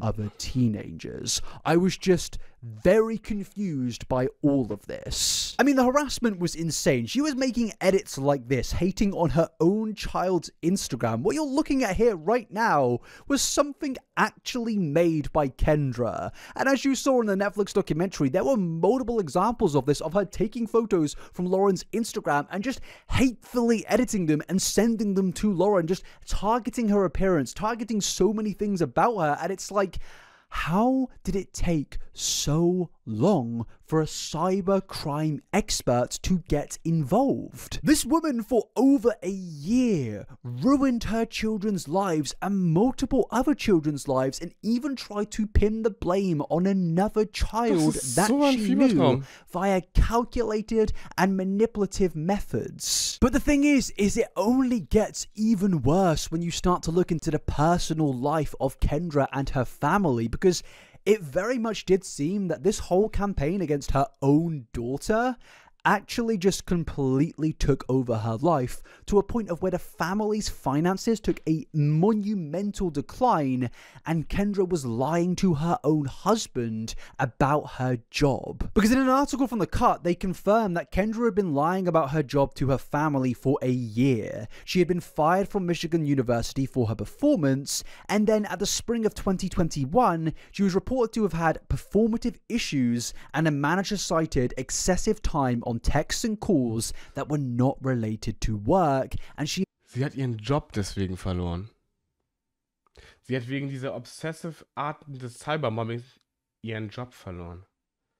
She eventually quit that job in August of that year and kept on lying to her family, claiming that she was working from home. And yes, beziehungsweise hat sie ihren Job aufgeben müssen oder aufgegeben. She was working from home, ladies and gentlemen. She was working from home on a campaign to ruin her own daughter's life. Warum? This woman, I mean, I don't even think there's words we can put into context here to truly explain how insane and evil this individual is. And Netflix were like, you know what, Kendra? Do you want to feature on this documentary? Do you want to reenact everything that you did? And she sat down and she did all of it, and it's genuinely one of the weirdest things that I think I've ever seen. But aside from all the emotional damage that this woman has put onto so many people, I just want to focus on her husband Sean for a second. Now, I don't really speak about Sean Licari that much in this video, but this guy has also been impacted so unbelievably much by this woman. Of course, it's his ex-partner, so that's natural, but the financial aspect in particular is absolutely wild to think about. This woman for over a year lied about her employment status, and it caused their finances to absolutely plummet. In the documentary, they actually do show how much this man had lost, and he had basically lost everything that he had earned up until that point in his life. All of his personal belongings, they had to go. They lost their storage units because of their finances, and that's all because of Kendra Licari. But also think about the court costs and the lawyers that came after this situation, everything that transpired, being a single parent after all of this. I just can't believe that Netflix were comfortable to allow this person to feature in a documentary that Sean and Lauren and the others were all also featuring in. And yeah, this is where I want to get into the main problems and issues I have surrounding this documentary, because I know it seems a little bit harsh, but I personally believe that this is one of the more embarrassing documentaries that Netflix have released. Like, yes, it was well, put together. It kept me on my seat, and I put my phone down to watch the entire thing, which honestly is actually a bit of a credit to Netflix, because, I'm usually just scrolling whilst I watch things because I have a chronic social media addiction. But, on that side, everything was good. But on the actual side of making a productive story that gets the entire story out there and not allowing the main culprit in this story to defend themselves and get away with things, in my personal opinion, socially, they did a terrible job. And that mainly all comes down to, as I've mentioned, they allowed Kendra to defend herself in this documentary. Because yes, towards the ending of the documentary, they kind of ask her, well, why did you do this? What was the rationale behind your behavior? Because this isn't a normal case. This is a very unique case. And yeah, Kendra sat down and gave a sob story. Kendra's first claim was that she wanted to get down to the bottom of who sent the original messages surrounding a Halloween party in 2020. And that is what prompted her into messaging Lauren and Owen in the first place. Eigentlich wollte sie nur helfen. Eigentlich ist sie die Heldin der Story. Nur missverstanden. In 2021, and Lakari said that she first sent the messages with the hope that either of the teens would write back and discuss it among themselves. She theorized that if something happened, that something could possibly come up. And look, I think a big problem here comes from Netflix's actual documentary style, because Netflix will kind of do their documentaries in this way of where they will ask the person a question, but you won't really ever hear them ask the question. It will be more, they'll ask it silently, and then you'll just hear the answer directly from the person that they're speaking to. It's not like a Piers Morgan interview where you have an interviewer and interviewee. It's like you have a silent interviewer and then you have the person speaking. And the problem is with that, you never really see the person being interviewed challenged. You only get their perspective and you... Das wirkt dann so, als wäre das die objektive Wahrheit, wenn sie dir einfach so basically erzählen, was ihr Kalkül ist und da auch kein Pushback gibt oder es nicht mal eine Frage war sozusagen, sondern einfach nur, es wirkt dann wie ein Geständnis fast schon. Only have details that get ignored. And usually in normal, non-serious documentaries about things that really don't matter or aren't that significant, where there aren't really any victims, I can understand that documentary style. It can be very compelling and make things a lot more interesting. You don't want an interviewer just yapping 24/7 like I do. But I feel like in a situation where there are real victims, in particular multiple child victims, I feel like there should be pushback. I feel like there should be a response 100%. To the defense that Kendra Lakari was making, such as if you were trying to really prompt them into, you know, discussing who sent the original messages. Why would your messages be, "Hi Lauren, Owen is breaking up with you," and just putting direct worry and anxiety into your own child's mind? Now, ja, oder Aufforderung, dass das Kind sich das Leben nehmen soll oder solche Geschichten. Obviously, Kendra may make the suggestion of, oh, I wanted to appear to be the person from 2020. But in my opinion, any sane, normal mother, I mean, nobody sane in this situation is going to be doing this, but if somebody was going to be doing this in some level of sane situation, I feel like they would be sending the text of, oh, I don't know, guess who's back? But she didn't do that. She immediately jumped to, I'm going to try and ruin my daughter's relationship, and she claims she's doing that to try and find out who sent messages a year prior. I mean, it just really makes no sense. But Kendra's defense only continued after that, when she claimed that she also just began to spiral and the messages got out of control, and she tried to project her insecurities onto Lauren as a way to take it out on her. And you may be as confused as I'm sounding right now, because in my opinion, none of this really makes any sense, because as we've seen in multiple messages, she tried to prompt her own daughter into doing the worst possible thing. She tried to get her daughter to do that, and that doesn't really reflect the whole insecurity argument. Vor allem, warum hat sie noch geschrieben, als das Kind sich getrennt hat? Ja, das ist ja einfach weitergegangen. Vor allen Dingen, warum wurde dann die Verantwortung dafür dann auf die Schulter von dieser Chloe geschultert, so ohne Evidenz und so weiter? Also, das ergibt halt wirklich gar keinen Sinn. That she was making. And Netflix, they just kind of sit there and they're like, oh yeah, talk, get your piece out there. And in fact, it gets to a point of where she actually says to the person interviewing her behind the camera, you probably think I'm insane. And what is actually insane is that you actually do hear someone for once behind the camera, and they basically just say, no, we don't think you're insane. And ja, das ist ganz normales Verhalten. Das machen basically alle so. Maybe we'll say, oh, they're just doing it to get her to continue to speak and, you know, get more of a story out there. But I'm sorry, but no, we're not going to do that.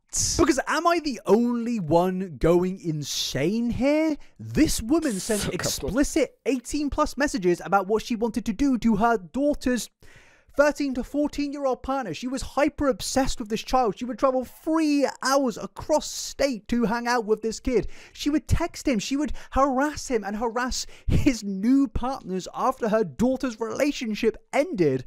And Netflix just sat there saying, oh no, you're not insane. No, she is insane.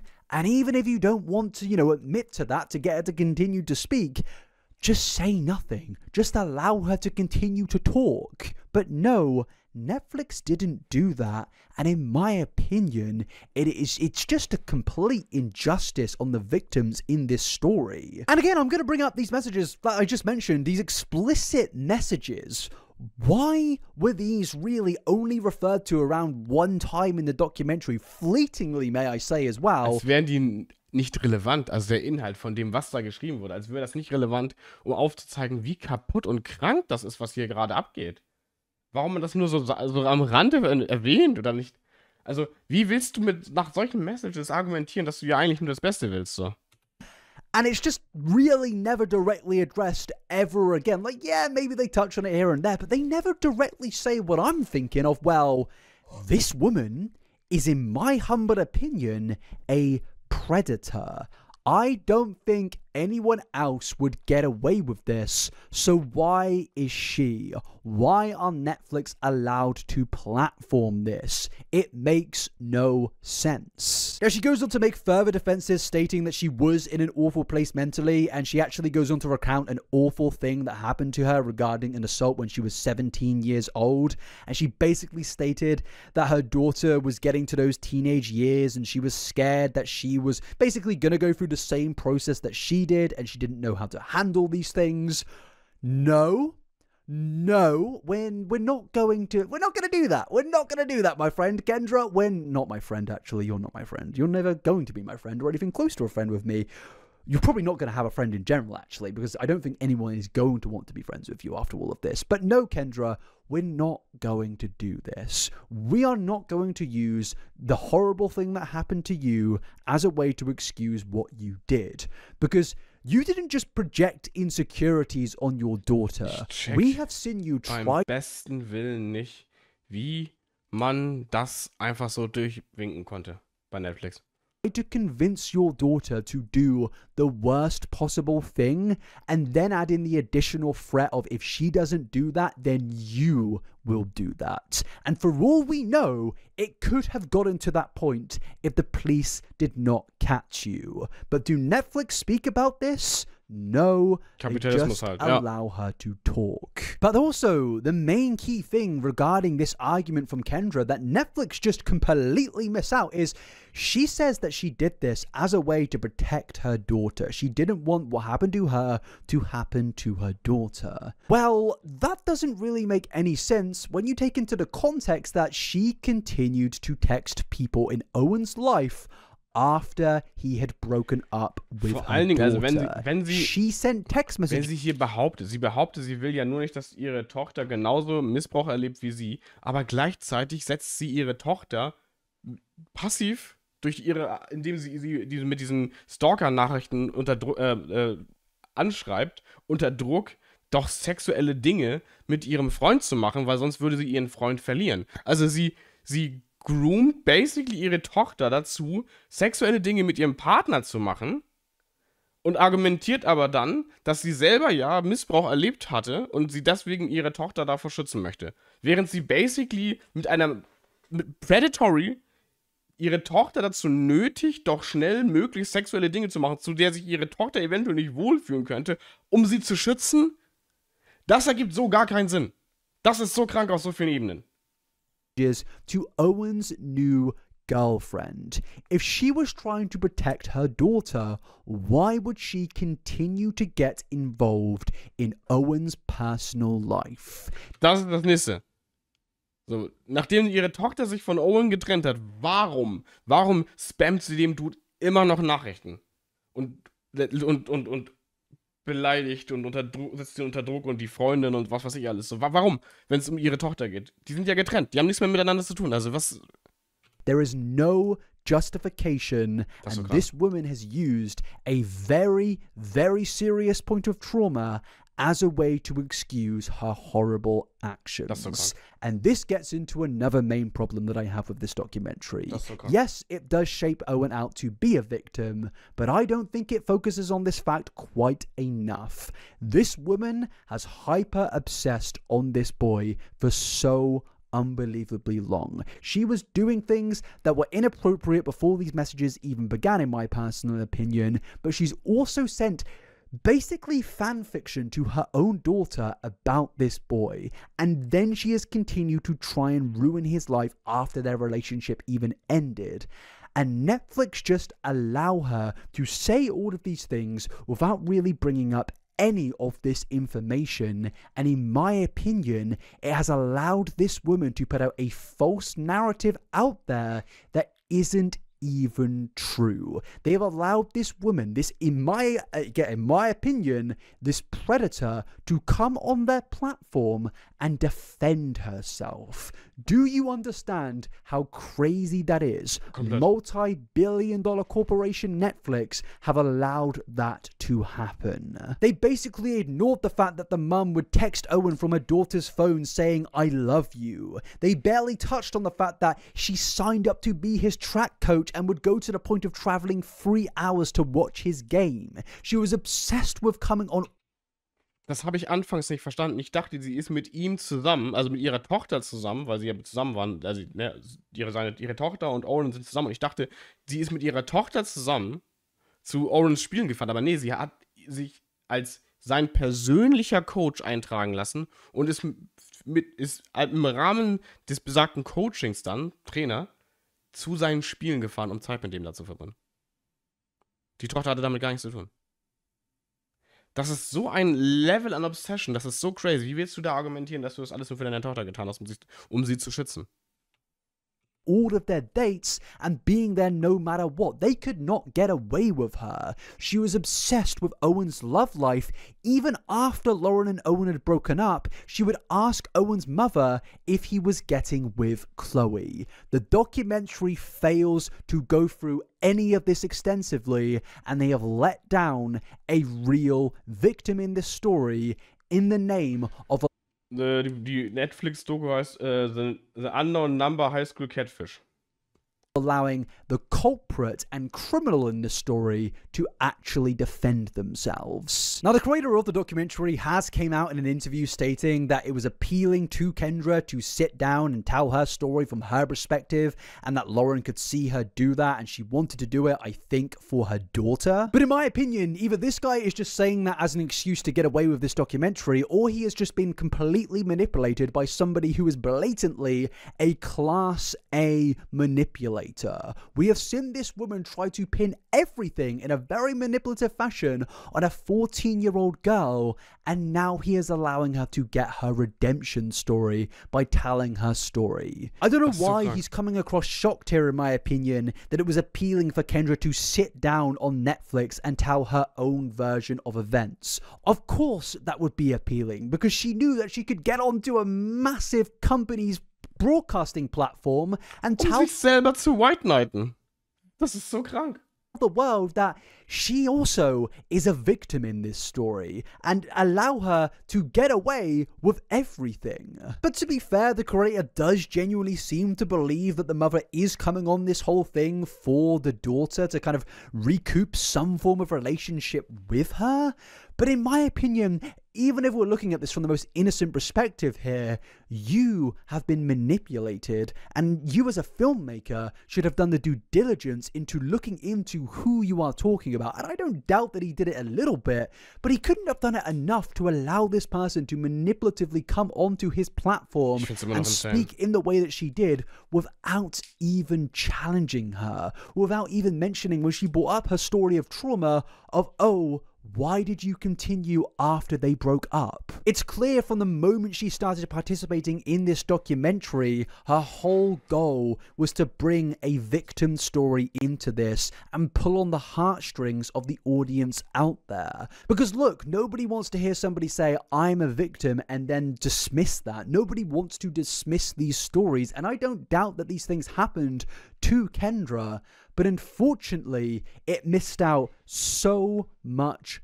context, and in my opinion, it is only more invalidating to real victims out there that they have allowed her to use this story as a bit of a justification for her horrible actions. But the thing is, the insanity doesn't end there, because more context should have been brought up in the fact of her saying that she was trying to protect her daughter, because if she was trying to do that, then why did she do this? Because Kendra allegedly encouraged Lauren to get back together with Owen. At one point, she texted her daughter aggressive messages from her anonymous profile, telling her to basically sit close to Owen at a sports game, saying, sit next to him, move your ass, among other messages. If you were protecting Das ist so ein kompletter Fiebertraum.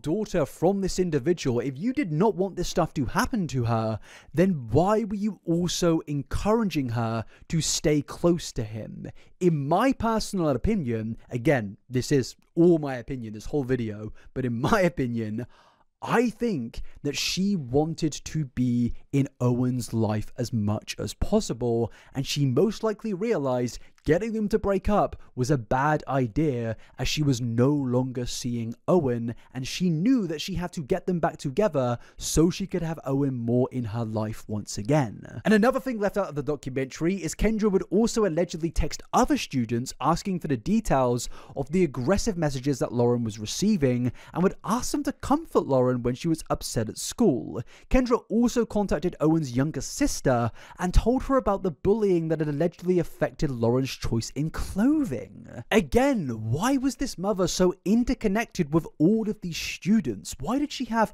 all of their phone numbers? My childhood best friend, even though I'm 28 years old, I don't have his mother's phone number. I never had her phone number. Sure, we're friends on Facebook, but I feel like that's kind of as far as it goes in most cases. But this woman clearly was connected with so many of these students, and at what point do you call this incredibly inappropriate? I don't think that the mother should have been having these conversations with any of these individuals. But Netflix just refused to mention or go into these details extensively. And ultimately, I think there is a dark truth behind that.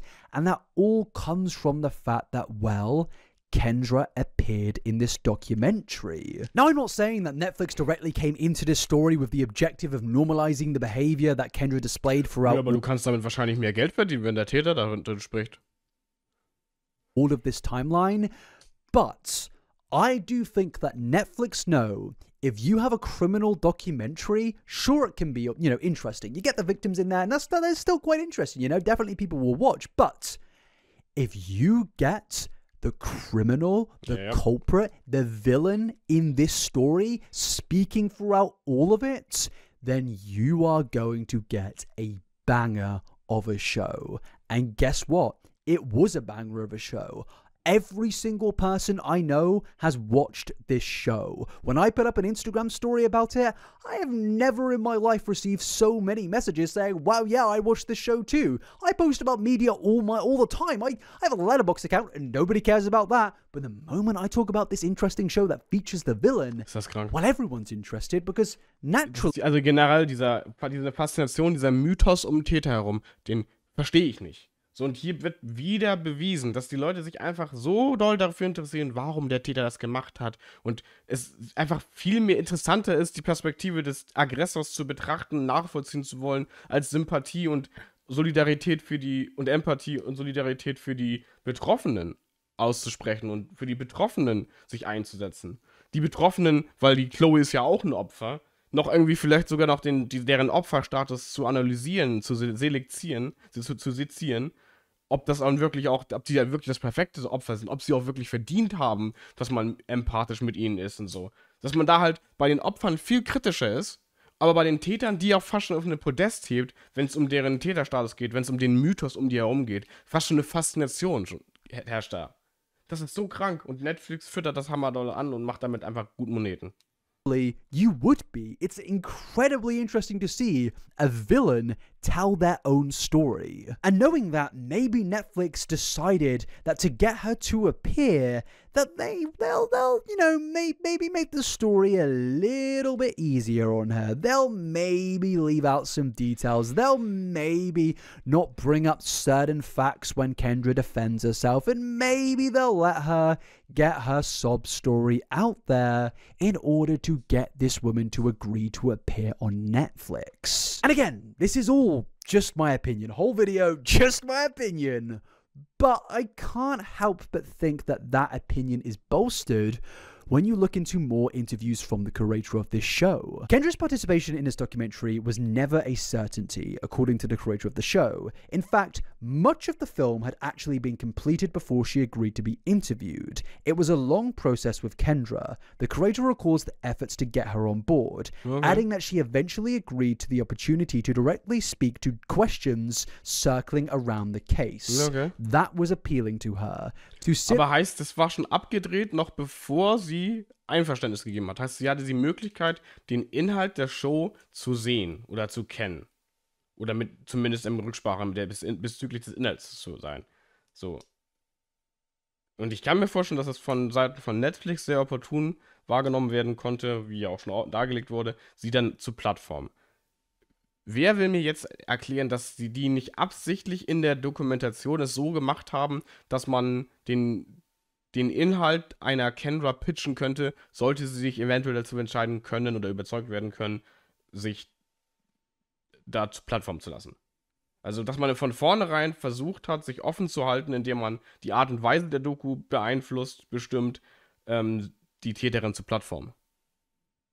Down and tell the story from her perspective, and that Lauren could see her do that. So yes, it was very clear from the beginning, in my opinion, that Netflix were having difficulty getting this person on board. There was a lot of haggling, there was a lot of debating, there was a lot of, we'll do this, you feature, it's good for both of us.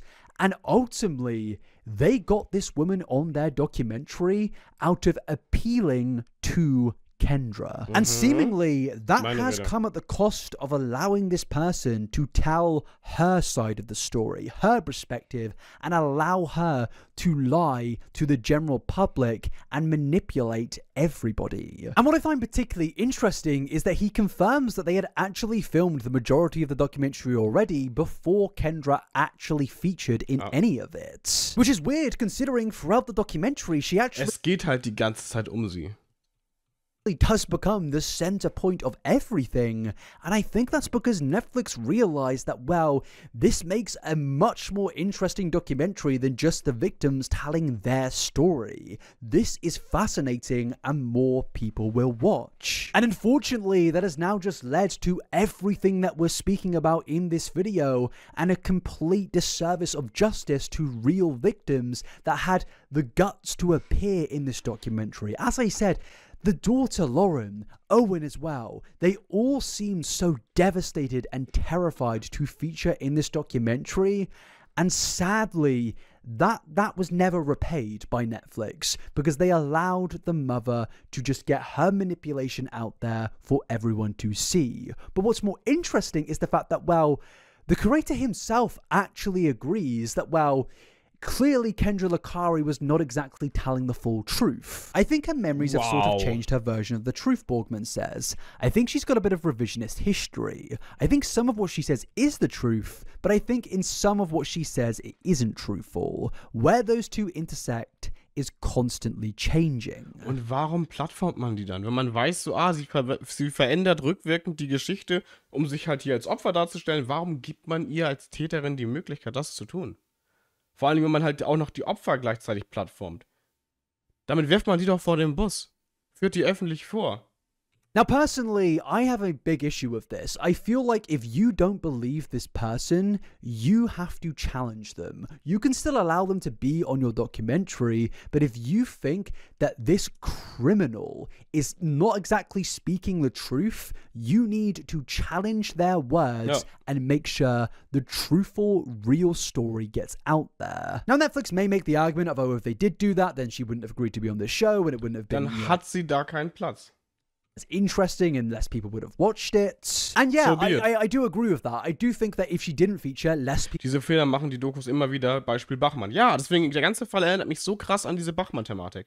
People would have watched the documentary, but at the end of the day, this is a real story. There are real victims involved, as I will keep on repeating, and I don't think that just because it would bring less, numbers in, you should sacrifice the fact that this is a real story. You have the due diligence as a multi-billion-dollar company to treat these stories with care and respect. This isn't a YouTuber true crime video. This is a real thing. The documentary actually included the real victims, and you could just give them a little bit of respect that they deserve by actually challenging the culprit in this story. But no, they did not, because again, in my opinion, they wanted to make as much money as possible and get this documentary seen. Auf dem Nacken der Opfer in dem Sinne. Das ist halt kaputt.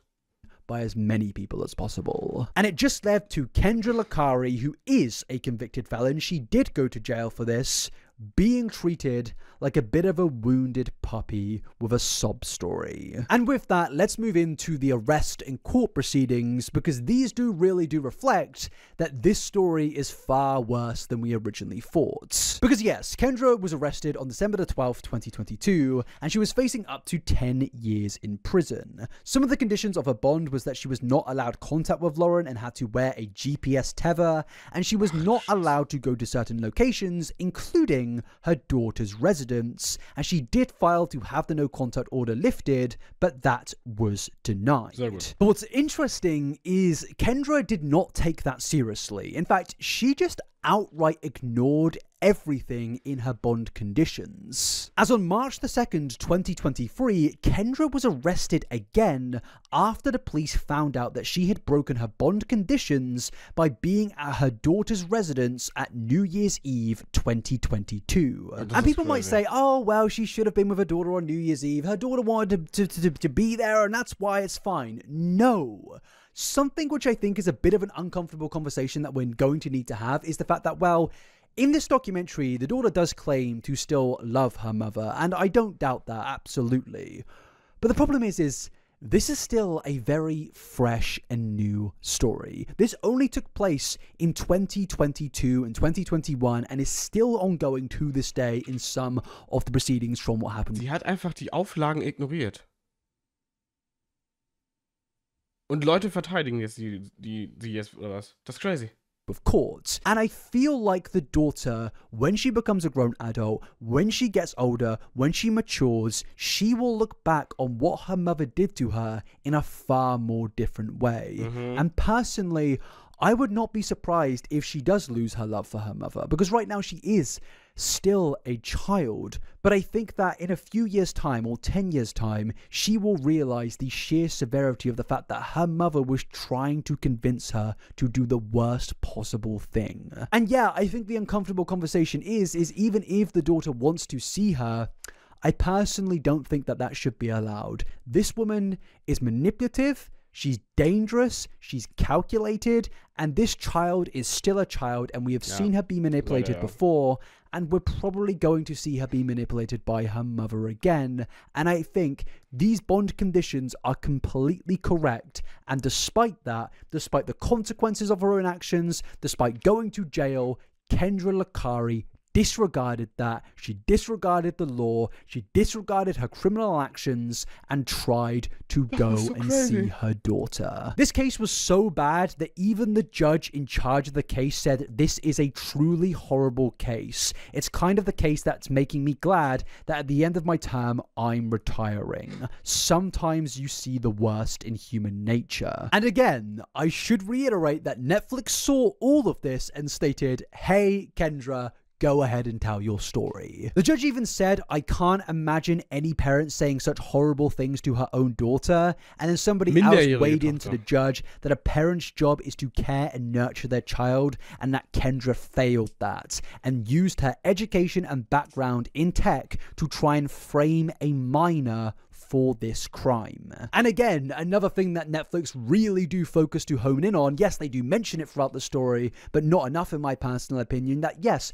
aside from Owen and aside from Lauren, she also tried to ruin Chloe's life. But the insanity only continues when you discover the fact that Kendra, to this day of recording, is still on supervised parole until February 2026. As part of the conditions of her supervised release, she is not allowed to leave the state and must make earnest efforts to find and maintain employment, and she is also not allowed to see her daughters per agreements from the plea deal, and she has not seen her daughter in over a year and a half. That is how serious and new this situation is. She is still, as of recording this video, on supervised parole, and yet Netflix are making a documentary about that, featuring... Der Gerichtsfall ist nicht mal abgeschlossen. Es ist nicht mal abgeschlossen, es ist nicht mal vorbei, nicht mal zu Ende. Sie ist noch auf Bewährung unterwegs, so draußen. So, hat noch keinen Plea-Deal angenommen und gar nichts, so, bis 2026. So. Heißt, das ist doch alles noch gar nicht durch. Und Netflix hat schon eine Serie gemacht, als wäre das Teil schon seit 5 bis 10 Jahren abgeschlossen.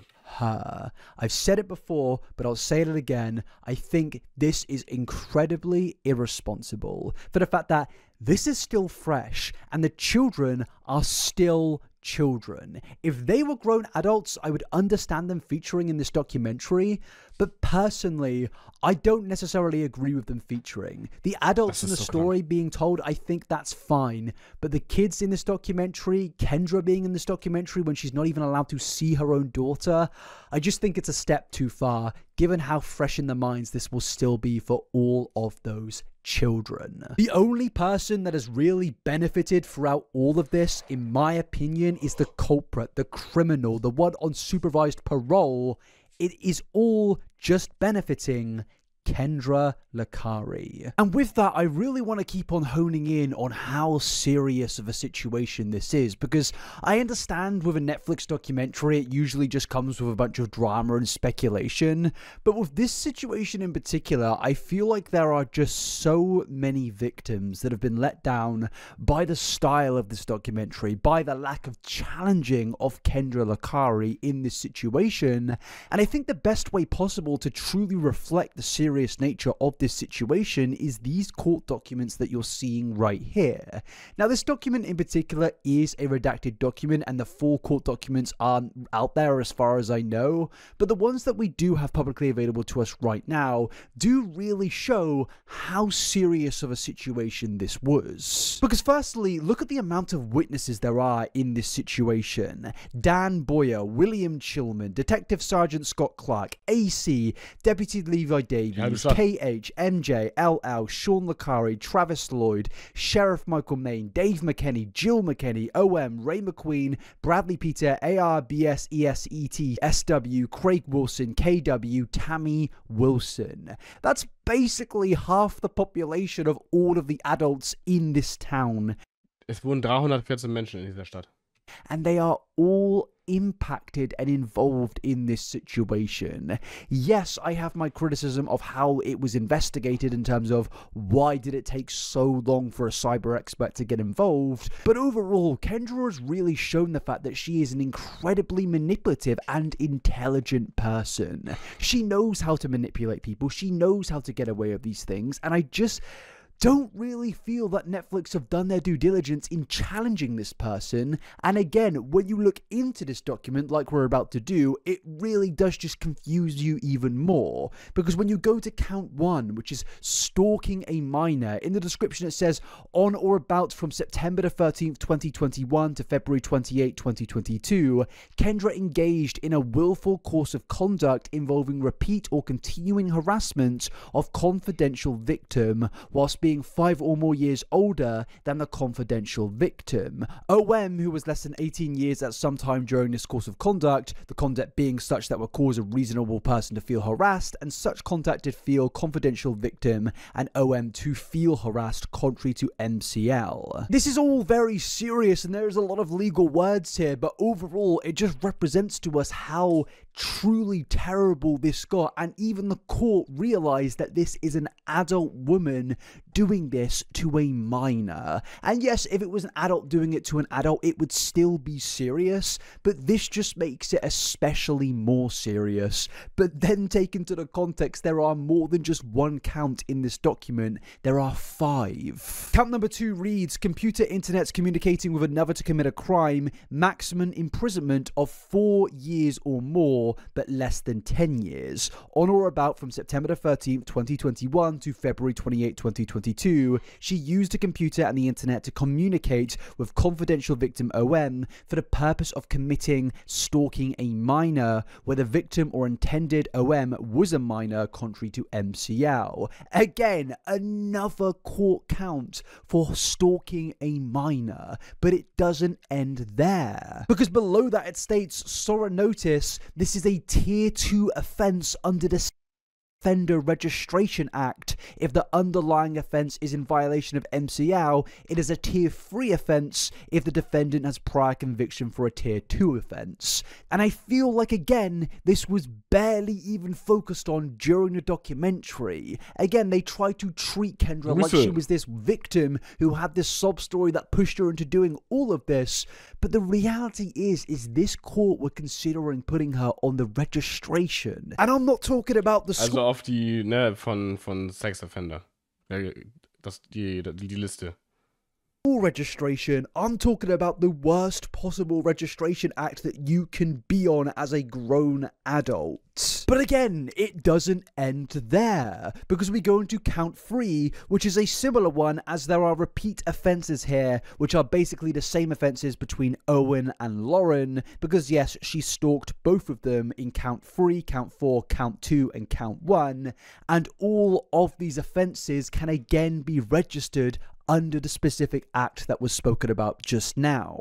Even count 5, it starts to go into Chloe's story of the obstruction of justice, because about from September the 13th, 2021 to February 28, 2022, she committed the crime of obstruction of justice by attempting to frame another student for the crime during the stalking investigation. And this all just brings me back to the South Park analogy that I mentioned earlier, because if this was a grown 50 or 40-year-old man or 30-year-old man, or just in general an adult man doing all of these crimes with minors, we would all be saying this person is despicable, they're awful. We wouldn't be listening to their sob story, especially with the amount of lies that are scattered throughout it. We would be saying this person needs the book thrown at them, they need to go to jail for a very long time. And yet with Kendra, I've seen people sympathetic to her story. Netflix, in my opinion, just based on what I've seen the creators say, again, in my opinion, it gives me the vibe that even they were sympathetic towards Kendra's story. And yes,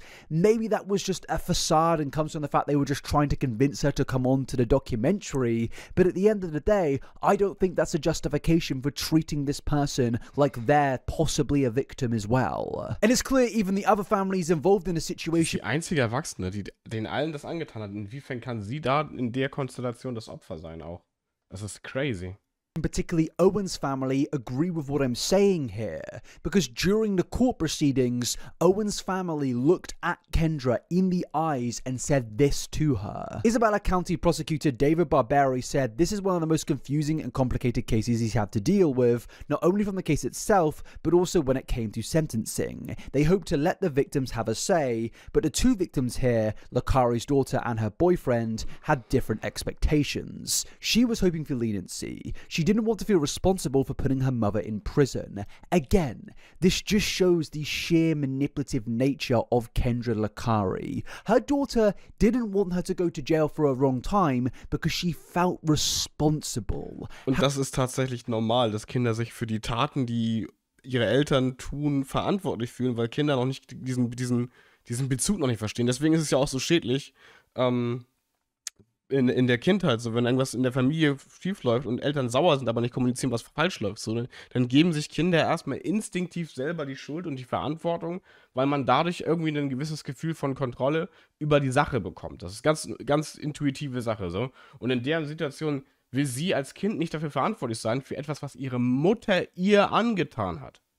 Worunter sie monatelang, ein Jahr lang gelitten hat und viele andere Menschen auch. So, das ist ein ganz, ganz natürliches Gefühl, aber trotzdem unfassbar kaputt. Und dass man da diese Plattform genutzt hat, um die Täterin zu plattformen, damit sie weiterhin ihre Victim Story bringen kann, ist halt crazy fahrlässig.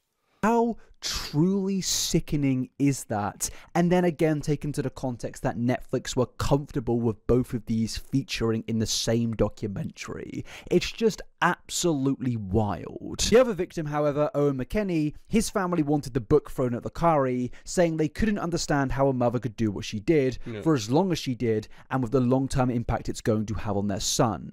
Prison is a good start, said Jill McKenney, Owen's mother. Give her some time to think about what she did. Time away from her daughter and everyone else. And yes, I completely agree with what she's saying here, and now she doesn't directly say it, but I can only assume she was expecting a much larger sentence than Kendra actually got. Ich glaube aber nicht nur Knast, sondern ich glaube, die braucht halt psychische Betreuung. So, also das ist ja auf einem Level crazy, da du brauchst da unbedingt psychische Hilfe. Courtroom on Wednesday, Isabella County Judge Mark Duffy handed down the sentence after hearing from Lakari herself and some of her victims. It felt good. It felt good to actually look her in the eye, said Jill. It felt good to just address her and ask why.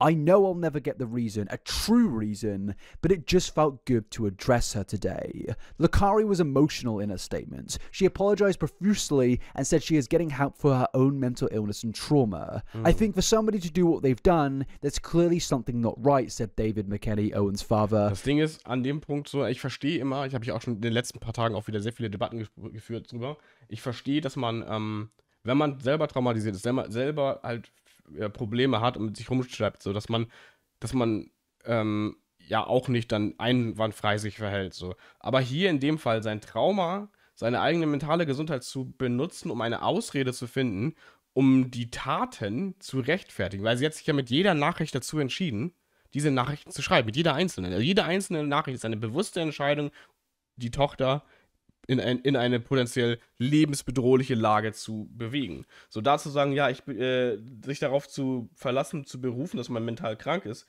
als erwachsener Mensch, ist halt insofern keine Verteidigung oder in irgendeiner Weise gerechtfertigt, da man sich ja zu jedem Zeitpunkt hätte Hilfe holen müssen und können.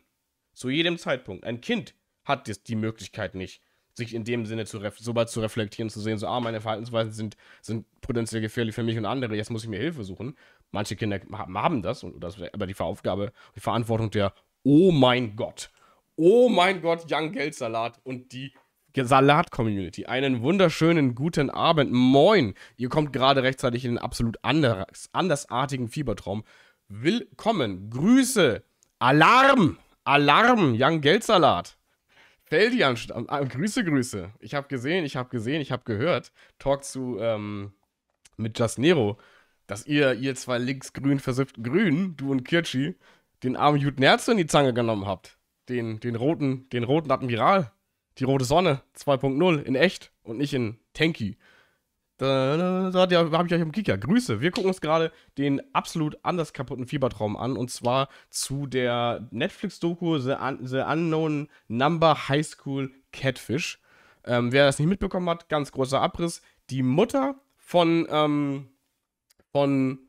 einer Schülerin hat die Mutter einer Tochter, ja, hat ihre Tochter über mehrere Monate hinweg gecatfisht und gestalkt und halt mental komplett fertig gemacht. Sie und ihren Freund.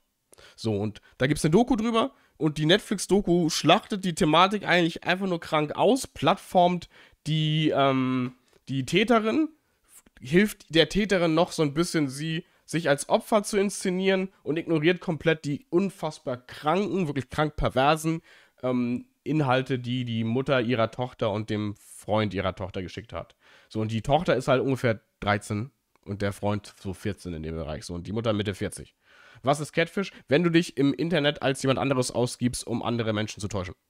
So, also es ist komplett krank. Also wirklich krank. Also das geht dann so in die Richtung von, dein Freund liebt dich nicht, er möchte dich nicht, er will mich, weil er mit mir Sex haben kann und solche Geschichten. Also sie setzt ihre Tochter emotional unter Druck und suggeriert ihr, dass sie ihren Freund verlieren würde, weil ja jemand anderes, jemand Anonymes, ihrem Freund mehr bieten könne als ihre Tochter. Wünscht ihrer Tochter den Tod, fordert sie dazu auf, sich das Leben zu und so weiter. Na, also wirklich kompletter Fiebertraum. Und wir sind gerade dabei, wie das Gerichtsverfahren sozusagen damit umgeht. Also sie ist natürlich verurteilt worden, hat 4 Counts bekommen. 2-mal Cyberstalking, einmal Obstruction of Justice, also sie hat versucht, die Institution, also die Polizei, von sich abzulenken, hat sozusagen alles auf ein anderes 14-jähriges Mädchen versucht abzuschieben, diese ganze Verantwortung. Und in 2 Fällen halt mit Minderjährigen geschrieben über sexuelle Dinge. Also 10 Jahre stehen im Raum, ne? Warum hat sie das gemacht? Was gibt es ihr das? Ich habe keine Ahnung. Ihre Argumentation war, und die ist halt auch überhaupt nicht zutreffend, sie ist selber traumatisiert und hat Übergriffe erlebt und will ihre Tochter vor Übergriffen schützen. Was keinen Sinn ergibt, weil nachdem ihre Tochter sich von ihrem Partner getrennt hatte, hat sie weiterhin den Partner gestalkt und weitere Nachrichten geschickt und hat dann irgendwann später angefangen, ihre Tochter unter Druck zu setzen, dass sie doch wieder mit dem besagten Freund wieder zusammenzukommen. Kannst du dir nicht ausdenken. Wie gesagt, wir gehen wieder rein. Es ist ein ewig langes Video und der Schmerz, er will nicht enden. Ist aber ein englisches Video. Ihr seid also gewarnt. But I'm not a big fan of using that as a reason to blame it on that. Lakari helped Jill through the process. They came together to find out who was sending those messages. They were the ones who turned... Das FBI wurde halt relativ spät eingeschaltet und der Cybersecurity-Experte wurde extrem spät erst eingeschaltet, hat dann diesen Fall innerhalb von 5 Sekunden rausfinden können, weil das alles über eine IP-Adresse lief. So, aber die Polizei hat monatelang investigiert und das ist ja ein expliziter Cybersecurity-Fall. Dass man da nicht sofort einen Experten eingestellt hat, ist komplett crazy. Und Netflix hat natürlich die gesamte Doku so gemacht, dass sich die Täterin wohlgefühlt hat, dort auch eine eigene Rolle einzusprechen, wie sie da sitzt und die Texte schreibt auf dem Sofa. Während auch die Opfer geplattformt werden und sichtbar unglücklich mit der Tatsache sind, dass sie hier gegenüber dem Täter gegenübergestellt werden. Also wirklich ein andersartiger Fiebertraum. Ist komplett crazy. To the police in the first place together, Lakari knowing the whole time she was the source. To me, there was enough time in the 2.5-year span to stop what she was doing, and she chose to continue, said Jill. At that point, my empathy... 2,5 Jahre, ne? Hat sie das gemacht. Kind of falls off. She saw the damage she was causing and continued with it. Lakari is heading to prison and her victims now get some closure and peace. It feels a lot better that I'm going to have my privacy now, said Owen. I can start being with my friends again and not have to worry about things, and that feels really, really nice. It feels really nice now. Das arme Kind, das Ding ist, das sind ja 2 Kinder. Er sieht ja 2 Kinder, also das Kind, ihr eigenes Kind und den Partner und ein fremdes Mädchen, das halt der Schulbully ist. So, die hat sie sozusagen geframed, als wäre sie für all das verantwortlich gewesen. Obwohl sie es nicht war, die war halt einfach nur ein Bully, ein ätzender Mensch im Internet. So, und die Dokumentation hat das aufgegriffen und jetzt bekommt dieses 14-jährige Mädchen, das von ihr geframed wird, den Hass ihres Lebens auch noch oben drauf ab. Während die Täterin, die Mutter, die ja auch verurteilt wird, sich im Internet noch inszenieren kann, als wäre sie das Opfer. Also wirklich auf allen Ebenen versagt da gerade die Gesellschaft in Amerika dran. But the long-term impact is yet to be seen. That was a major reason why Judge Doofy made sure she went to prison instead of a county jail for a year followed by probation. And this is yet again another thing that I think the Netflix documentary fails to address, and that is the long-term impacts that this could have on everyone in this story. Not just the adults, but the children in particular, because they haven't fully developed yet. They're still going... Wie gesagt, das sind noch Kinder, ne? Der Fall ist passiert 2021, 2022. Und Netflix hat dieses Jahr die Doku rausgehauen. 3 Jahre später, die sind jetzt 17. Und tun so, als wäre das schon seit Jahren abgehandelt. So, ne? Und also es ist halt wirklich auf allen Ebenen komplett kaputt. Become an adult and they have to deal with this long-term impact. This could absolutely decimate their trust for basically the rest of their life. This could affect their mental health in terms of anxiety, depression, and multiple other things. This is truly a life-altering event, and I really just don't think Netflix focused on this enough, because if they did, they would have challenged Kendra on this, or they would have... Auch so ein Ding, sie haben keine Gegenfragen gestellt. Also sie haben die Täterin dazu einfach die Möglichkeit gegeben, einfach ihre Narrative rauszuhauen, ohne das in irgendeiner Weise zu fact-checken, gegen zu fragen, sie mit den Inhalten zu konfrontieren, die sie ihrer Tochter und dem Freund geschickt haben, sondern einfach das so durchlaufen lassen. Just not let her on this documentary in general, where she could give a sob story and try to manipulate everyone with her lies. And yeah, it is nice to see that these children finally got some level of peace and justice, despite how unbelievably let down I think most of them has been, but I just don't think it was enough. And overall, I think a bigger important fact here is the fact that, well, this whole story is bigger than just cyberbullying. That's how Netflix kind of portrayed it. Oh, it's a catfishing case, it's a cyberbullying case. And yes, in the court documents, it very much is that. But in my humble opinion, not just with Netflix, but with the court proceedings as well, I feel all of the victims in the story have been let down on the fact that she only got around 19 months in jail. 19 Monate Knast. Und ist gerade noch auf Parole, ne? Also sie ist noch nicht mal im Knast, meine ich. Was sentenced zum Minimum auf 19 months und hat jetzt bis 2026 noch Parole. Heißt, sie ist noch auf freiem Fuß und muss dann 2026 dann dementsprechend erst wahrscheinlich antreten. Für Cyberbully, dafür, dass sie 2 Jahre lang ihre Tochter auf wirklich grafische Weise gemobbt und terrorisiert hat. Die hat so richtig Hate-Kampagnen, so mit so Collagen und solche Geschichten von Instagram-Fotos und sowas zusammengestellt und die ihr zugeschickt, andere Klassenmitglieder angeschrieben, den Ex-Freund Wochen und Monate lang heimgesucht. Also das ist so insane. Es ist so insane. Based on what we've gone through, the predatory text messages, the attempt to ruin another teenager's life, the attempt to ruin multiple kids' life, I think that this should have been a far more serious sentence, and I really do not understand how she has gotten away with all of this. I believe that Internet ist einfach Neuland, ne? Kendra, in my opinion, is a predator, and yet she got away with everything and was even allowed to be on Netflix. But to kind of move into more positives, I should just say that the kids are seemingly doing well nowadays. In fact, Lauren, Owen, and Chloe have actually graduated, which is great to see. And honestly, it seems that the town as well have not moved on from this, but it seems that they all kind of are uniting together. And, you know, du brauchst halt keine Feinde, wenn du so eine Mutter hast, das ist mal ganz ehrlich. Also das ist halt crazy, wenn deine Mutter dein größter und effektivster Hater ist, so. The way I spoke about at the beginning of this video, of everyone at the town gets together when something bad has happened and unites, it feels like that is actually happening. Ah ja, genau, das habe ich vergessen zu erwähnen, weil in die Stadt, in der die gesamte Sache passiert ist, ist eine winzige kleine Stadt. Da leben 314 Menschen und die Mutter kannte jeden.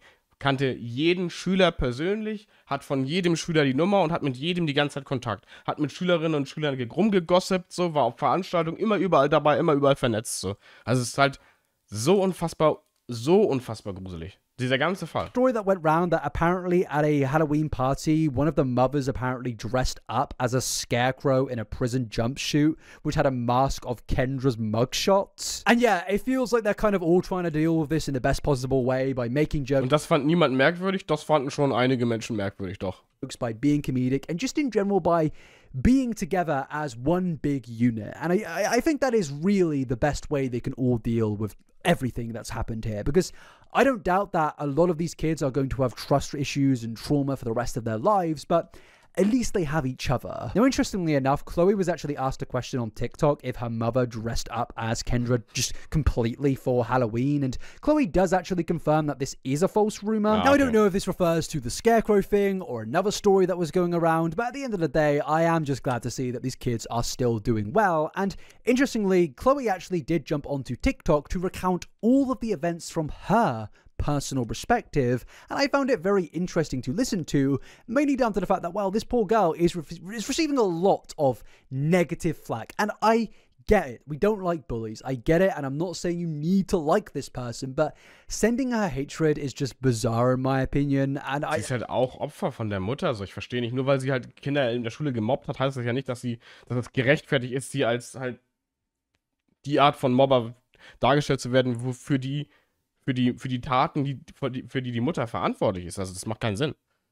I just don't agree with it. Dieser Stellvertreter-Hass ist crazy. And I am actually going to play her entire TikTok, which I get it if you don't want to sit through 9 minutes of it. I usually wouldn't just shove a whole ass TikTok in here, but I feel like given how she's, gotten attention, it would be, it's important to get her story out there. So I am going to put her whole story here right now, and I feel like if you want to listen to it, you can. There is a timestamp on screen from right now to, if you want to, you can skip it. I'm not going to be breaking it down. I just wanted to allow her to get her form of events out there because she didn't really say too much in the documentary. So yes, here is Chloe's form of events. Ich werde das mal wegskippen, tatsächlich.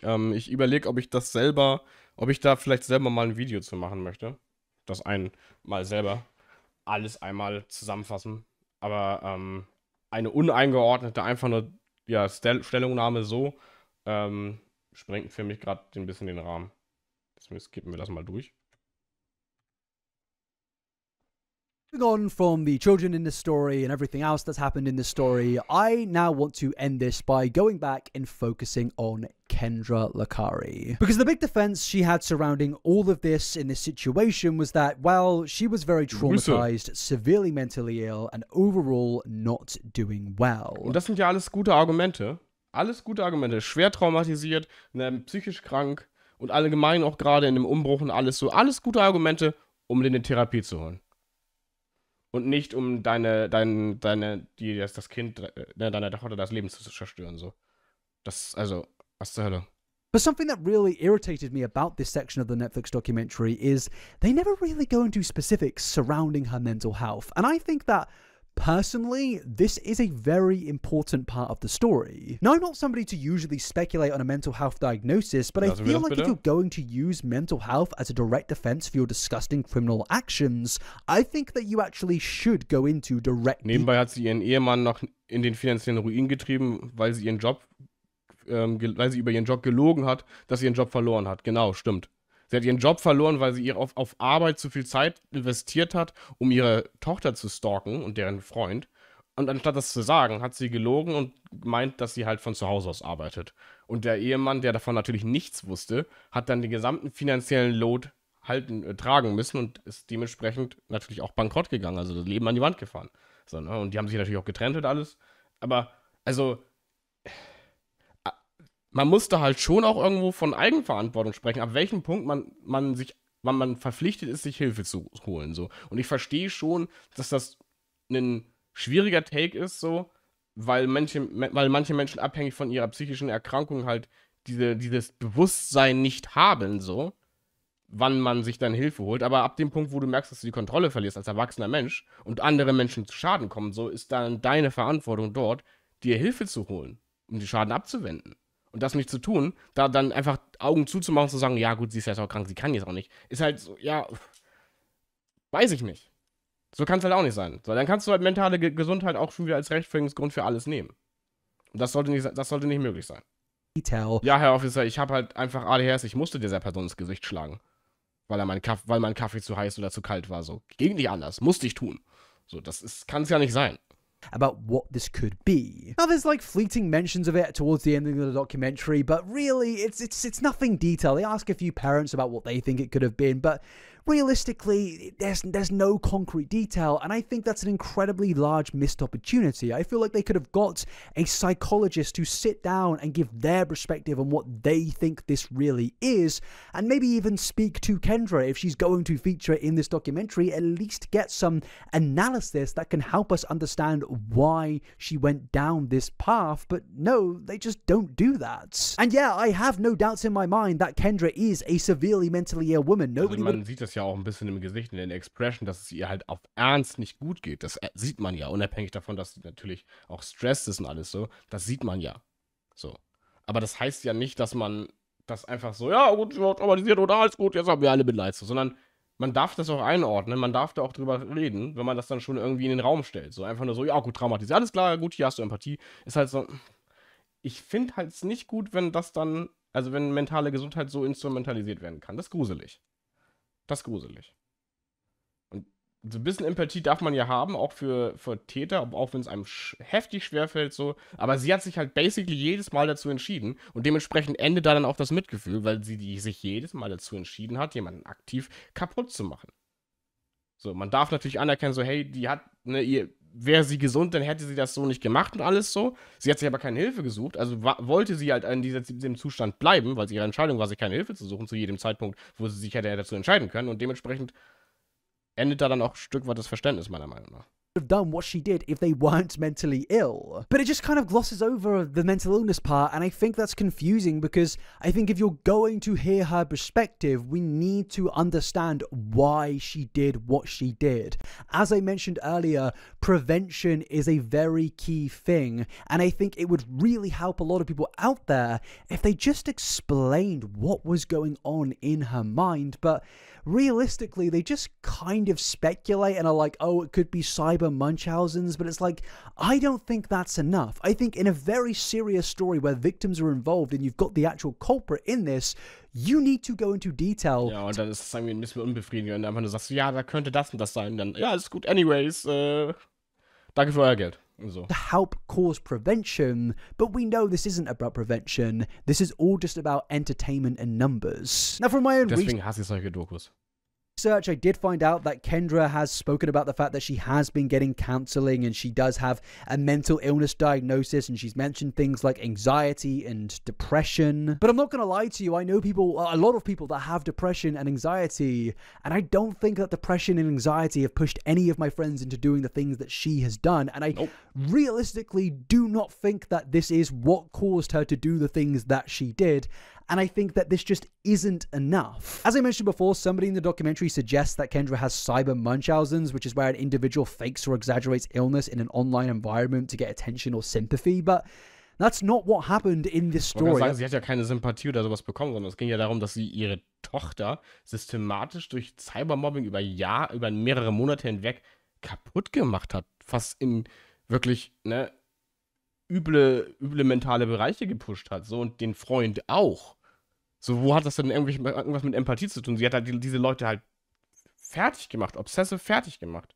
It's not even directly, it doesn't reflect any of what happened in this story, so no, I don't think it's that. And again, it's just more frustrating because they say that and it's like, that's that. Now, the creator of the show in an interview goes on to speak about Kendra speaking about her assault that happened at the age that Lauren's at, and she says that, you know, she speaks about how scary it was to see her child growing into the age that she was at when these things happened to her. But again, I just don't feel like this is a valid argument or really relative to her mental health, because at the end of the day, she was putting pressure on her child to take her own, you know, the worst possible thing. He even goes on to state that giving any form of medical foundation is a little bit problematic, but that there are elements of the story that could be to do with Munchausen by proxy, and about how harming someone to keep them close is definitely something that existed. But honestly, again, I think this is a load of bollocks because I don't really get why this would be problematic. You're speaking about a very serious situation where somebody clearly is severely mentally ill, and if you're going to pretend to care about this story, or at least be treating the story with some form of sincerity,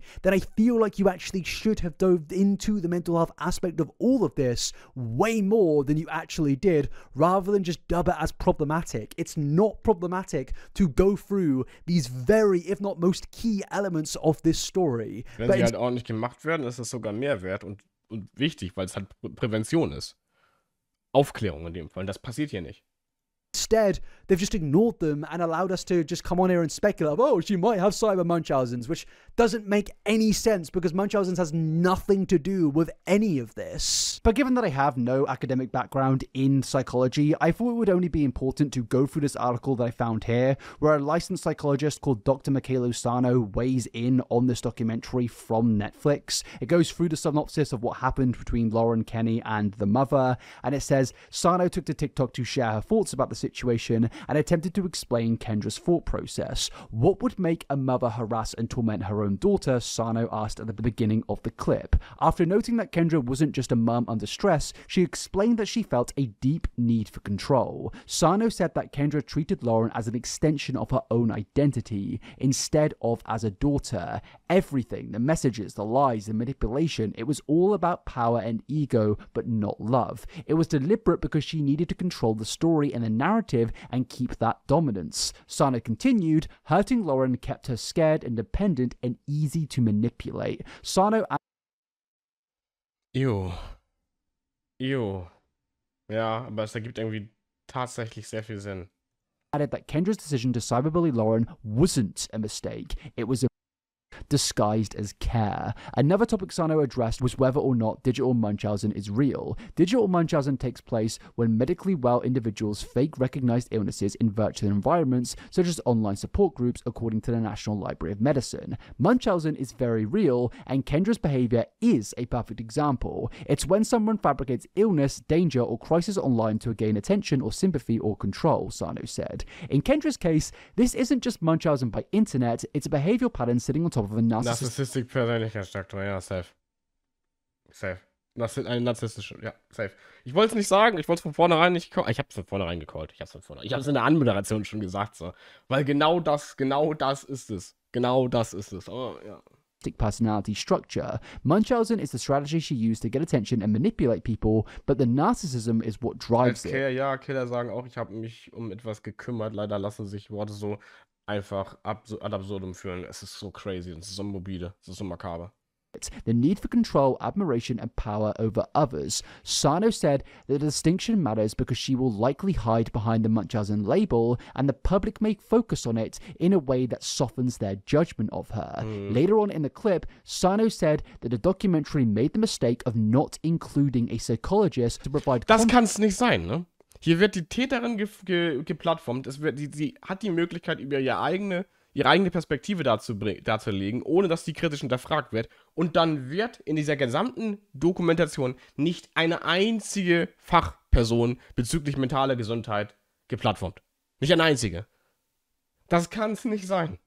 Text about the inner workings of Kendra's mind. And yes, this all basically confirms what I've been saying throughout this. Netflix absolutely failed in portraying this person as a villain, as the villain that she really is, and they allowed her to pretty much just present herself as a victim in this story. Man lässt das gesamte Narrativ der Doku von der Täterin designen. Nee, es ist sogar noch schlimmer, Epsilon Alpha S. Ist sogar noch schlimmer. Die Doku wurde vorher fertiggestellt, noch bevor man wusste, dass Kendra Platz in der Doku finden wird, also als Sprechrolle einnehmen wird oder halt sogar geplattformt wird, so, man hat dann die Doku ihr gepitcht und dann hat sie sich dazu entschieden, weil der Inhalt wie der Doku ist, wie er war, in der Doku stattzufinden. Man hat sozusagen für die Täterin die Doku gemacht, sodass die Täterin da drin Platz finden konnte, beziehungsweise sich wohl genug fühlen konnte, dort vorzukommen. Noch schlimmer. Es ist, dass die Doku wurde nicht durch die Täterin, das Narrativ der Doku wurde nicht durch die Täterin bestimmt, sondern es ist sogar noch schlimmer. Also wirklich einfach ein einzig großer Cash Grab auf dem Nacken der Opfer. Basically manipulating everybody and lying to everybody and having people on there speculate stating, oh, it's Munchausen's, it's cyber Munchausen's, clearly does not help in this situation and only added to Kendra's sob story. It just feels from top to bottom, start to finish, Netflix have really blundered this story, and it feels like their main objective in this story wasn't justice, but it was just creating another entertaining film uploaded that month onto their platform. And it's das, nachdem dieser Fall noch nicht komplett abgeschlossen ist. Das sind immer noch Kinder, die sind immer noch alle minderjährig. Die sind immer noch alle aktiv davon betroffen. Und Netflix dachte sich, aha, lass mal aus eurem Leid Geld machen. Ja, moin.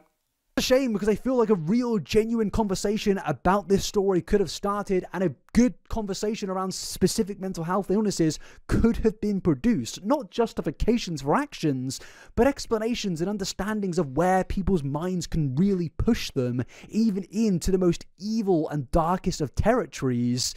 But no, we just got a sloppily put together mess that allowed someone to defend themselves and nobody ever combated against her, and it just basically dismissed tons of victims' stories. And overall, to conclude this video, I think it's a damn shame that it has gotten to this. I think it's an absolute miss that we didn't get a productive conversation from any of this. And overall, at the end of the day, I think socially, not criminally because she was charged, but socially, this has allowed Kendra Lakari to get away with things much more, because there are now sympathizers out there for this woman. There are people out there that don't know the full context of this story. They don't know that she continued to message Owen after everything, even though she claimed she was trying to protect her daughter. And ultimately, I think Kendra Lakari, in my opinion, as I've said multiple times now, is a predator, and I don't think she should have been allowed this position that Netflix gave her. I don't even think she should be Sie hat explizite Fantasien, sexuelle Fantasien über den Freund ihrer Tochter verfasst und ihre Tochter geschrieben, damit die sich insecure und ungeliebt fühlt. Das ist verdammt predatory. The jail cell. Über Minderjährige. Because this is a dangerous woman who attempted to ruin multiple people's lives, including her daughter, and even in this documentary, in my opinion, she is still trying to manipulate her daughter by using her own trauma against her. This has been a really disturbing and weird and creepy story, and I definitely don't think we'll ever have anything like this again for at least a while. But I really do hope that maybe another documentarian picks up this story and does a better job at it. Or maybe, you know, the guy that made this comes out and is like, you know, we could have done better, and maybe they do a sequel and dive into this further. Because I really feel like there could have been something more productive that came out of all of this. But all we really got was just a big load of slop.